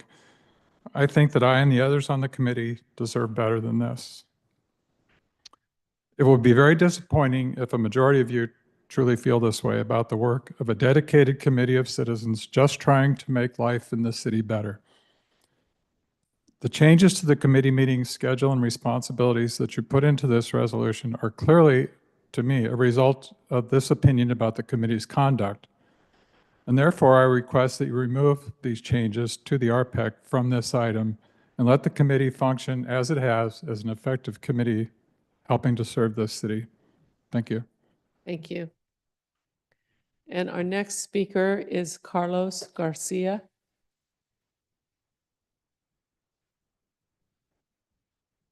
Good evening, Mayor, City Council. My name is Carlos Garcia. My husband and I are both on commissions. My husband is on the Architectural Review Commission, and I'm on the Finance Committee. But I must say, we were kind of blindsided by all of this, that we really didn't know any of this was going on. And I think it would be really incumbent upon the City Council to listen to the people who are most directly impacted by all of the things you are proposing and hold conversations, maybe even surveys or focus groups among your commissioners to test these ideas out to see how people react to these things, if they really work for them or not. So I think it's really almost unthoughtful to proceed with all of these changes without really talking to the people who are most directly, personally involved. Because we do contribute a lot of time and energy, and we talk to the city. We are involved in the development in the government. We go back to our communities and we talk to our citizens, our neighbors, and we talk about what's going on. So there's a lot that is gained. I really think you should have talked to us all before even designing this whole restructuring. Our committee, I'm serving the Finance Committee, our meetings were every other month, and now they're quarterly. So we used to have like a 1-inch thick book of stuff to go through. Now it's 2 inches. I mean, like literally 2 inches. You were there, Mayor. You saw the stack. It's impressive. It took me like several days to go through it just to look for questions and issues. And every time we do this, we do find little things that might have been missed or might have been looked over. We try to give suggestions to the city staff of ways of improving the ways they communicate this information. And we do provide input. And I think this is also valuable. And I really feel that we were left out of this conversation completely. And I think that's really sad, honestly. I'm just curious to know if these changes that you are implementing are these things that are happening across the Coachella Valley? And if yes, why is this trend continuing? And if not, why us? What did we do that was so terrible that you had to pull us back and scold us and tell us to start all over again and to rethink our engagement with the city? So also, I really wanted to express my general support for the Sustainability Committee and the work that they do. Because never in human history has the environmental focus been more important. Never. And we are doing this to ourselves. Our habitat is in play. And we are doing this to ourselves. There's no more important task for any governmental body anywhere on Earth than to protect our habitat. If our beloved desert becomes uninhabitable, there won't be much to govern. We need to step up, even when it's inconvenient, even when it's complicated. We have to find a way. We have to figure this out because our children, our grandchildren, their lives are at stake. Thank you. Thank you. Okay, that completes the cards. And you said there was no comment online? No comment online, Madam Mayor. I did want to note, because it did come in at around 2 o'clock, there is a letter that was submitted from Stephen Nelson, and it's been placed at the dais for you. Thank you. Okay, so are there any, you've had an opportunity to ask questions, comments, discussion? I have a question, Madam Mayor. In looking at the changes that were made in frequencies and intervals, one that I did not see was listed was the cultural preservation. And that one, I was the liaison to that meeting, and that one would also get very contentious and go off topic. And one of those days, there was an individual who, in my opinion, was being disrespectful to staff. And I stood up and said, this individual staff member works too hard and is too humble to let you know why they can't provide the information that you want right off the bat. They also had a request that benefited the Historical Society And that's where we have to delineate, right? Palm Desert, the Palm Desert Historical Society as an organization, and the Cultural Preservation Committee, and how we're preserving our culture independently. As a result of taking very detailed notes to our city manager, that's when we said, okay, let's create a work plan. And is that kind of where we started having work plans? Yeah. As a result of that conversation with the city manager, that's when we got the input from all of the other committees to find out what they wanted to work on. This is how we reached out and said, we need to hear more from you so that there weren't any meetings where people felt that they were not productive. I am concerned that a committee that has been mostly ministerial is not being revised, and that one I think should meet semi-monthly. Or maybe is it because that one involves money? One of the primary activities that it does is to approve the Mills Act applications, which results in a historic landmark designation, which then gives the owner property tax discounts. It was changed. When is it changed to? What page is that? It's your second page. Because I is see- the- It is recommended to go from monthly to every other month. But my recommendation is, why is that one not as needed? Why is that one going, to every other month, when that one, again, that can wait? If we're talking about staff time, that committee is where we went and met with staff on what was going to be the best way to streamline that. That committee is much more ministerial and doesn't have such a great impact as things like public safety. Why is that committee meeting more frequently? Why is that meeting more frequently than, for example, civic engagement? If part of the reasoning that's in this report is to increase civic engagement, why are we only going to let the people that we want to engage meet twice a year? If we are saying we aren't getting enough from the committee members, then we are not doing enough as government to ensure we're hearing from them. This to me is alarming that, as one of our residents said, they work hard, they come in, they're industry professionals. We need to respect their opinions, just as was mentioned before with marketing. Why is it that we aren't doing more to respect their opinions? Another big concern is if we reduce the intervals of when we meet, it does have an impact in the volume of work that not only the committee member has to do, but staff to prepare all of that. And there is the opportunity for things to get left behind. To follow up on Mr. Garcia's point, if you look at March 2024, the agenda was 117 pages. May 2024, 181 pages. September 2024, 267 pages. January 2025, 497 pages. Having been on that committee, there are things that slip through, and I am very thankful to Mr. Garcia because he asked for clarification. On this section where it says administration, can you break it out? What else goes in that other? The purpose of the Finance Committee is to ask these questions. When we were discussing the tax measure, I was very frustrated and kept saying, we need to have additional oversight and community engagement. And I was repeatedly told the Oversight Committee, that's the responsibility of the Finance Commission. As our clerk right now stated, none of these committees have the purpose of oversight.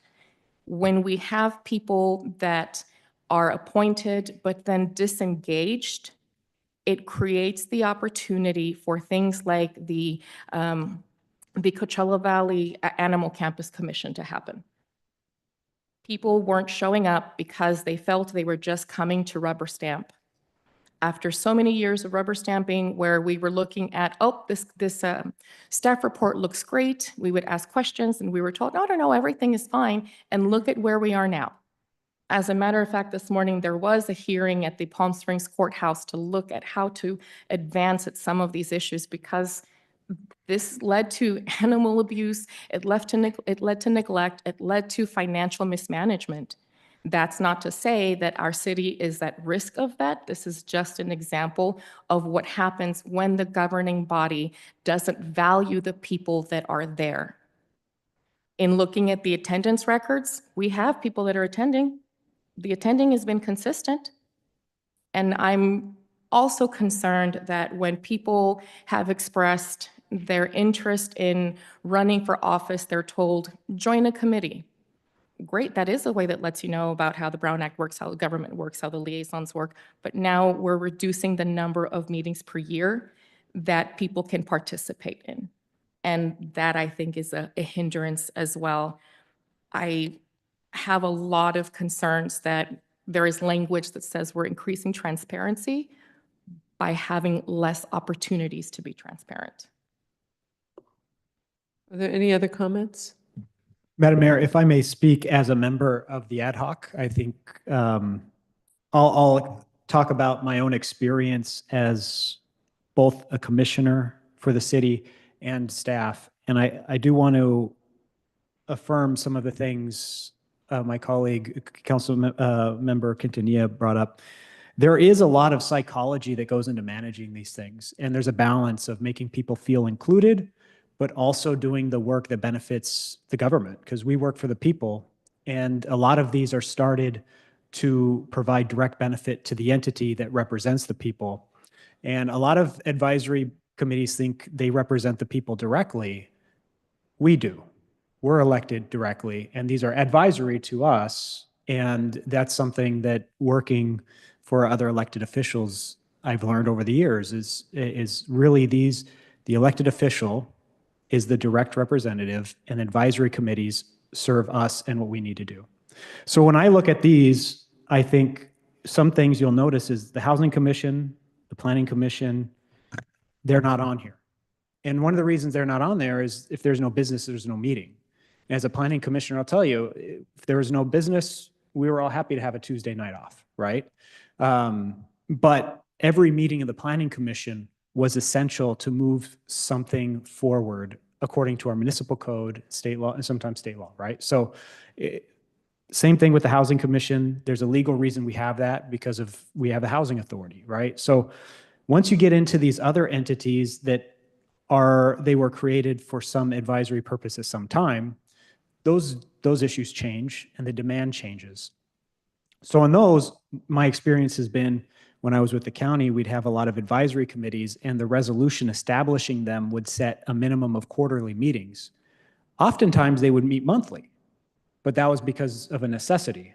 When there was no need, they would back down to quarterly. So I think that as a framework makes a lot of sense. In none of these are we saying you cannot meet any more than the minimum. We're setting a minimum. And that helps staff, it helps us make sure that we're using our resources well. And again, these are minimums. So I understand, because I've experienced this, when people aren't meeting, they get angry, you don't value us. That's not always true. It's just there's nothing to talk about. And there's a lot of work, having done this again, there's a lot of work that goes into creating work plans and things like that. And if the Planning Commission didn't have a work plan because we had work. If there's no work, you create a work plan. So I am a creature of necessity. And when necessity drives the need, we'll have meetings. If not, we have a framework that says they'll meet at some minimum basis.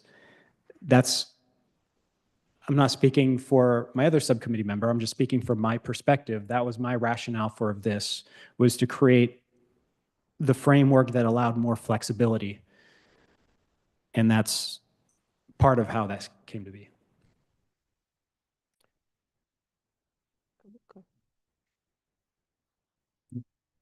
That's good analysis. I like it. And I do trust the findings or opinions that the subcommittee members brought forth. Just two questions. The Library Advisory Committee, you're moving from monthly to quarterly. Was that taking into account at all the creation of a foundation or any input there? Or was there any assumptions given to whether or not a library foundation was going to form or a foundation? I can say I did not consider that because it's irrelevant to how often they actually meet. Okay, perfect. And secondly, the Cultural Resources and Preservation Committee, going from monthly to every other month. I know right now we're doing an inventory of historical homes and properties within the city, and it would seem to me like their workload may increase. So is there any consideration given for that, or is that, in other words, they will become more important, more important moving forward? Just to watch. And I think that's one reason why, despite my advocacy, they're meeting every other month instead of a minimum of semi-annually. Because again, this is irrelevant to how often they actually meet. Understood. And that was a good explanation. So, Yeah. but I just wanted to. That's the minimum. So if there is need, then there will be more. Perfect. That's all I have. Thank you. Any other comments?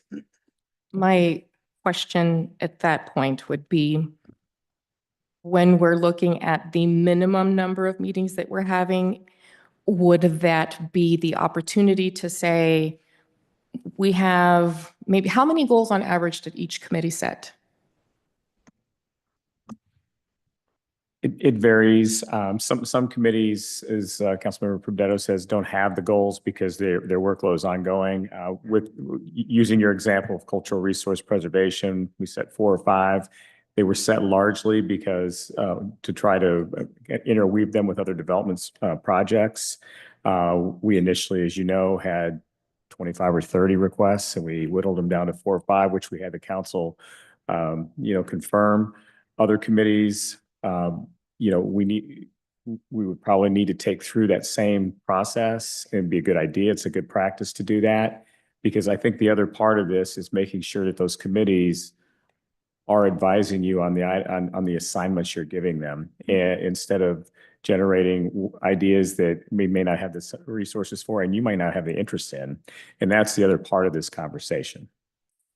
The reason I was asking about that is, well, first I was under the assumption that every one of our committees and commissions had a plan in place.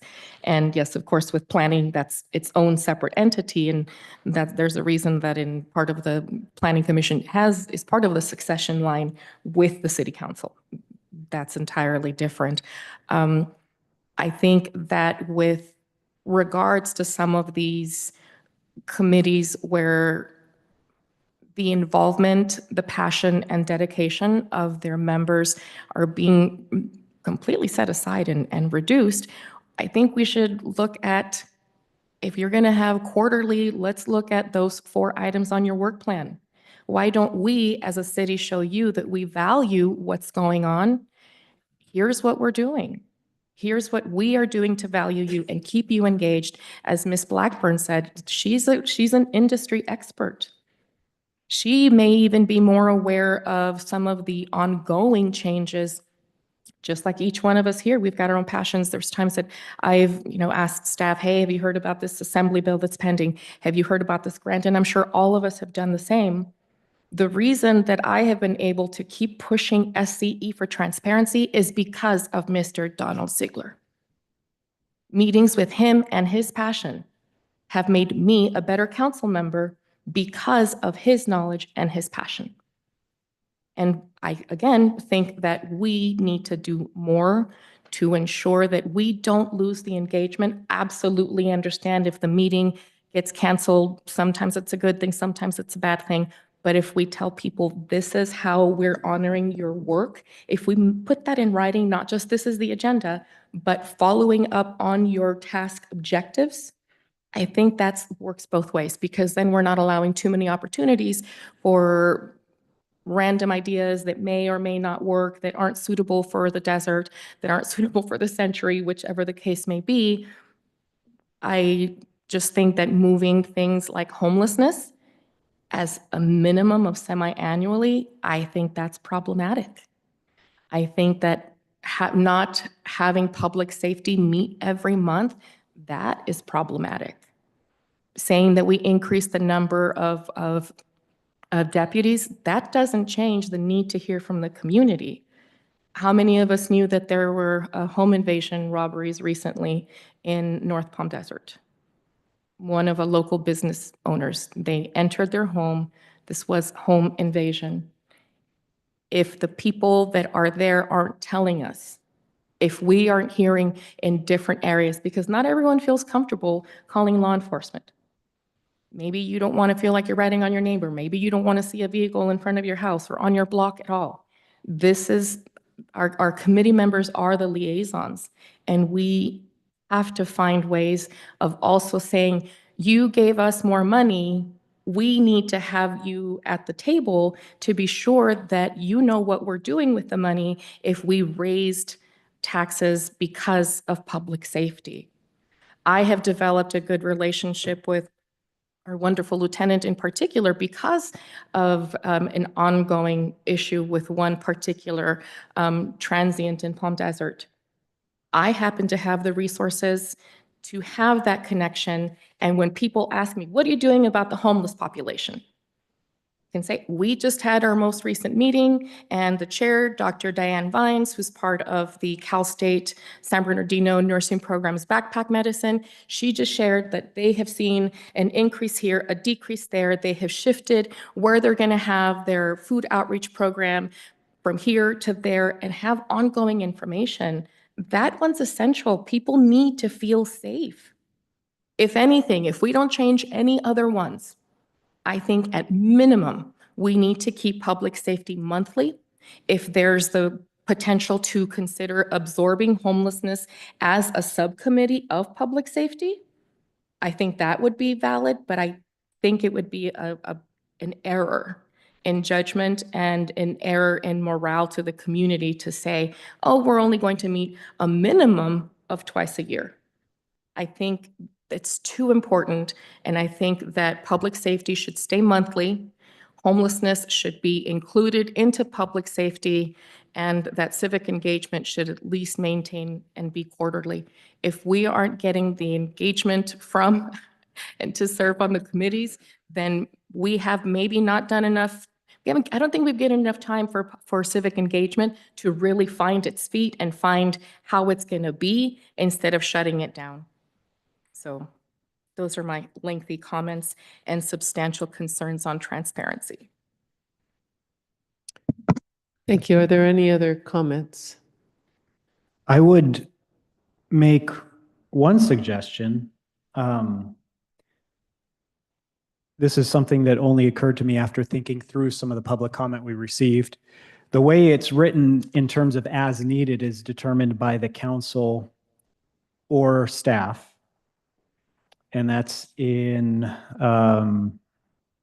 chapter 2.66040 as it relates to the Resource Preservation Enhancement Committee. And all the other, I presume, read similarly. I would be open to seeing what my colleagues think about adding a third option to call a meeting that includes a certain number of committee members, so that if the committee members are feeling like the council or the staff is ignoring some specific issue they think is important, then maybe a minimum of 2, but less than a quorum would be able to ask staff to call a meeting. Madam Mayor, in the municipal code, there is a section on special meetings, and it does state that special meetings may be called by the chairperson or a majority of the appointed body, as long as there's 24 hours notice, which is basically a provision of the Brown Act. Problem solved. That brings up an interesting point. 24 hours notice? That's for a special meeting. In our practice, we almost always give a full week's notice. This is a bare minimum based on the Brown Act. That gives staff enough time to create an agenda, notice the agenda. Or is that This is basically just a copy and paste from the Brown Act into our municipal code. And that's what creates the minimum 24-hour notice for a special meeting. But again, if we were to call a special meeting, we would at least try to give it a 72 hours notice, consistent with a regular meeting. So that's conformity. That's not the way we want to do business. 24 hours would be conforming to the Brown Act, but we would give much more. We go above it. Great, thanks. Are there any other comments or questions? I'll entertain a motion. I will move to approve. I would like to add a substitute motion that we have the Public Safety Committee meeting monthly and having the Homelessness Task Force become a subcommittee that would then meet as an ongoing, but I think that those issues are too important to leave to such a scant meeting. But you can entertain a substitute motion if she's the original proposing motion- a second. So unless there's a second, it dies. Now, Exactly. I am very tempted to support that because I see something there, except I do think the issues are a little disconnected. So at this point, I don't want to connect homelessness and public safety. But again, I think we're setting a minimum here. So I'm going to support the motion. You are supporting? No, I'm sorry. You're not, I'm- so you're not seconding? I'm not seconding. Seconded as Well, there was a motion. I'm a not second, supporting the and substitute. another motion. So there is, the second motion dies due to lack of second. So we vote on the initial motion. And does the motion include to add additional language to meet as requested or as initiated by? No, that's in the municipal code. That's already in the Oh, okay. municipal code. Yeah. Perfect.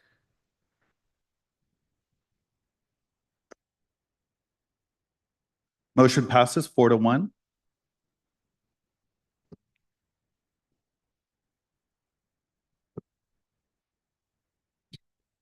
And I'm sorry, Madam Mayor, for the record, because of those who may not be able to see the board, it is 4-1 with Councilmember Quintanilla voting no. Thank you. Our next item, I will recuse myself because it would be a conflict with my husband's business, and I will turn it over to the Mayor Pro Tem.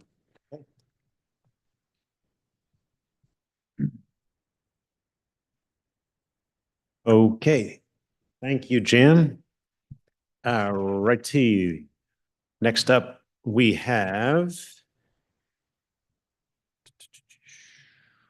Economic Subsidy Report and Agreement for Disbursement and Use of Funds between the City and Fine Quality Foods, Inc., DBA Papa Dan's Pizza and Pasta, California Environmental Quality Act, CEQA exemption.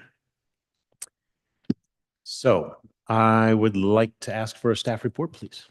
Good evening, Mayor Pro Tem Truby, members of the City Council. I'll provide a brief report and give you a background starting off. The City Council previously approved a economic development incentive program known as Invest Palm Desert.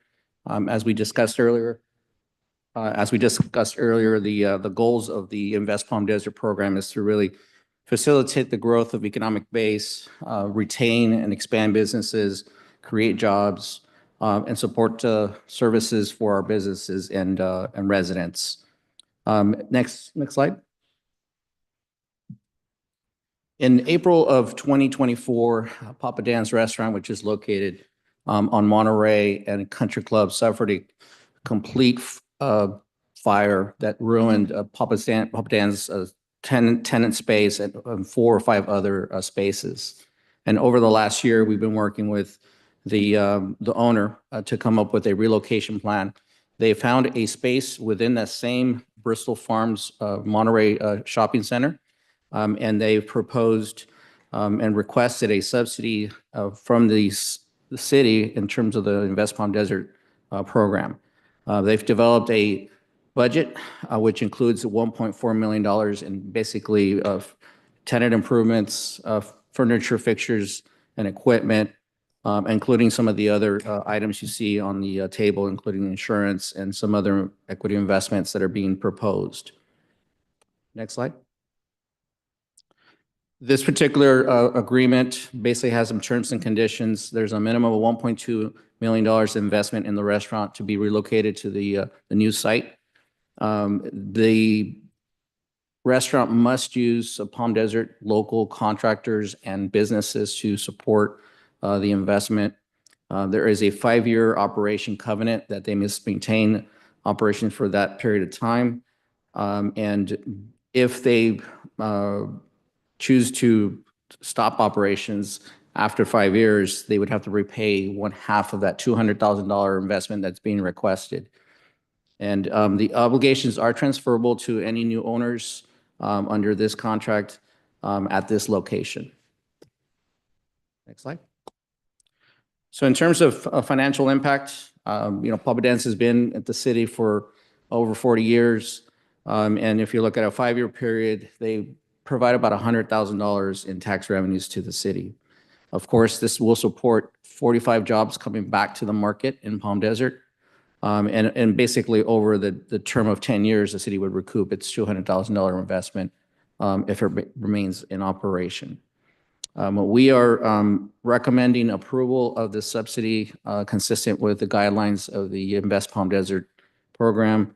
There are two resolutions that are being considered, one of which is the subsidy report, one of which is the agreement for the subsidy.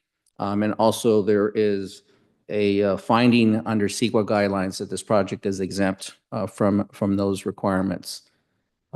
Staff is recommending that you open the public hearing, take public testimony, and then make a decision in terms of the agreement. That concludes my report. Any questions of staff from my colleagues? No. Wow. I do have a quick question, or a question. How much money do we have in this particular fund, and how often is it used? That's two questions. Sorry. Good question. I believe we have $600,000. That's what I was informed earlier.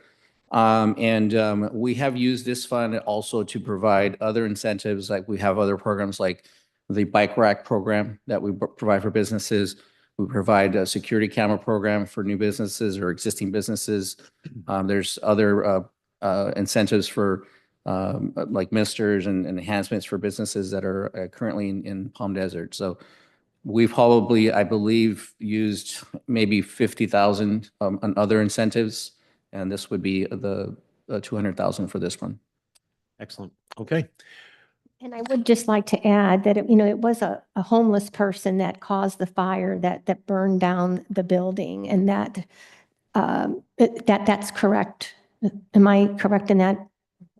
Yes. Yes. And I believe Papa Dan's is a wonderful restaurant and a wonderful business, and the people in the community really like Papa Dan's, and it seems like a good use of our funds and the job creation. I just want to double, what was the amount that you said is available in the fund at this moment? So the account in specific actually has a little more like 500,000 right now. We've done a couple transfers this year, but 500. One of the other things to add for context, this is also where we were able to have the security camera rebate program. Was this also from the same fund? That's correct. Wonderful. I think this is an excellent use of funds. As mentioned, they are a community staple. They're a landmark in their own right. When I spoke with the owner, he said everything can be replaced. They're happy to be in the same shopping center, but it's the little things like their own family pictures and their own family mementos from all of the years that were there that can't be recovered, of what made it such a home. You felt like you were eating in someone's kitchen, not just a restaurant. And even my dad worked there when I was in high school. This is part of the fiber of the community, and this is a very worthwhile use of these funds. And as mentioned, if we're going to make our money back in 10 years, I think this is going to be a generational business that's going to stay there. So I would motion to approve. Well, at this time, I'm going to open up the public hearing. And the public is invited to speak on this public hearing for up to 3 minutes. Mr. City Clerk, do we have anybody online? No public comment online. Okay. Well, I have one blue speaker card here from Mr. Ira Mosley. We'd love to hear from you.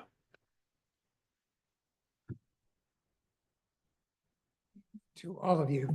My name is Ira Mosley. I'm the owner of Papa Dan's. And I came here today mainly for one purpose, to say thank you to the council and to the city of Palm Desert for everything that you have done for us since this fire.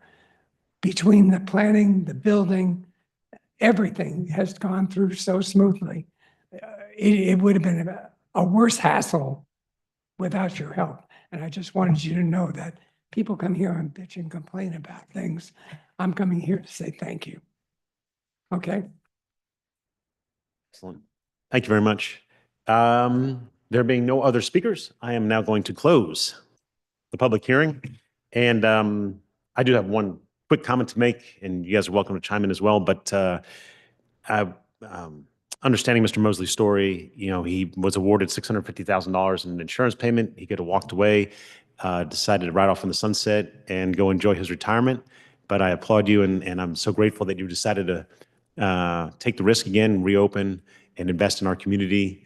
And yeah, I agree with my colleagues. Papa Dan's is a staple of our city. So thank you so much for doing that, Mr. Mosley. And any other comments? All right. Wish you many, many more years of success. Is there a motion? I motioned. I'll make a second.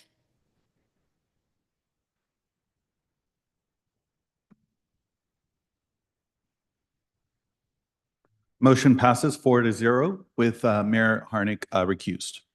All right, Mr. City Clerk, are there any other informational items of this evening? I believe the mayor is going to return. Oh, beg your pardon. Is she coming back? Yes, we're done. Yes.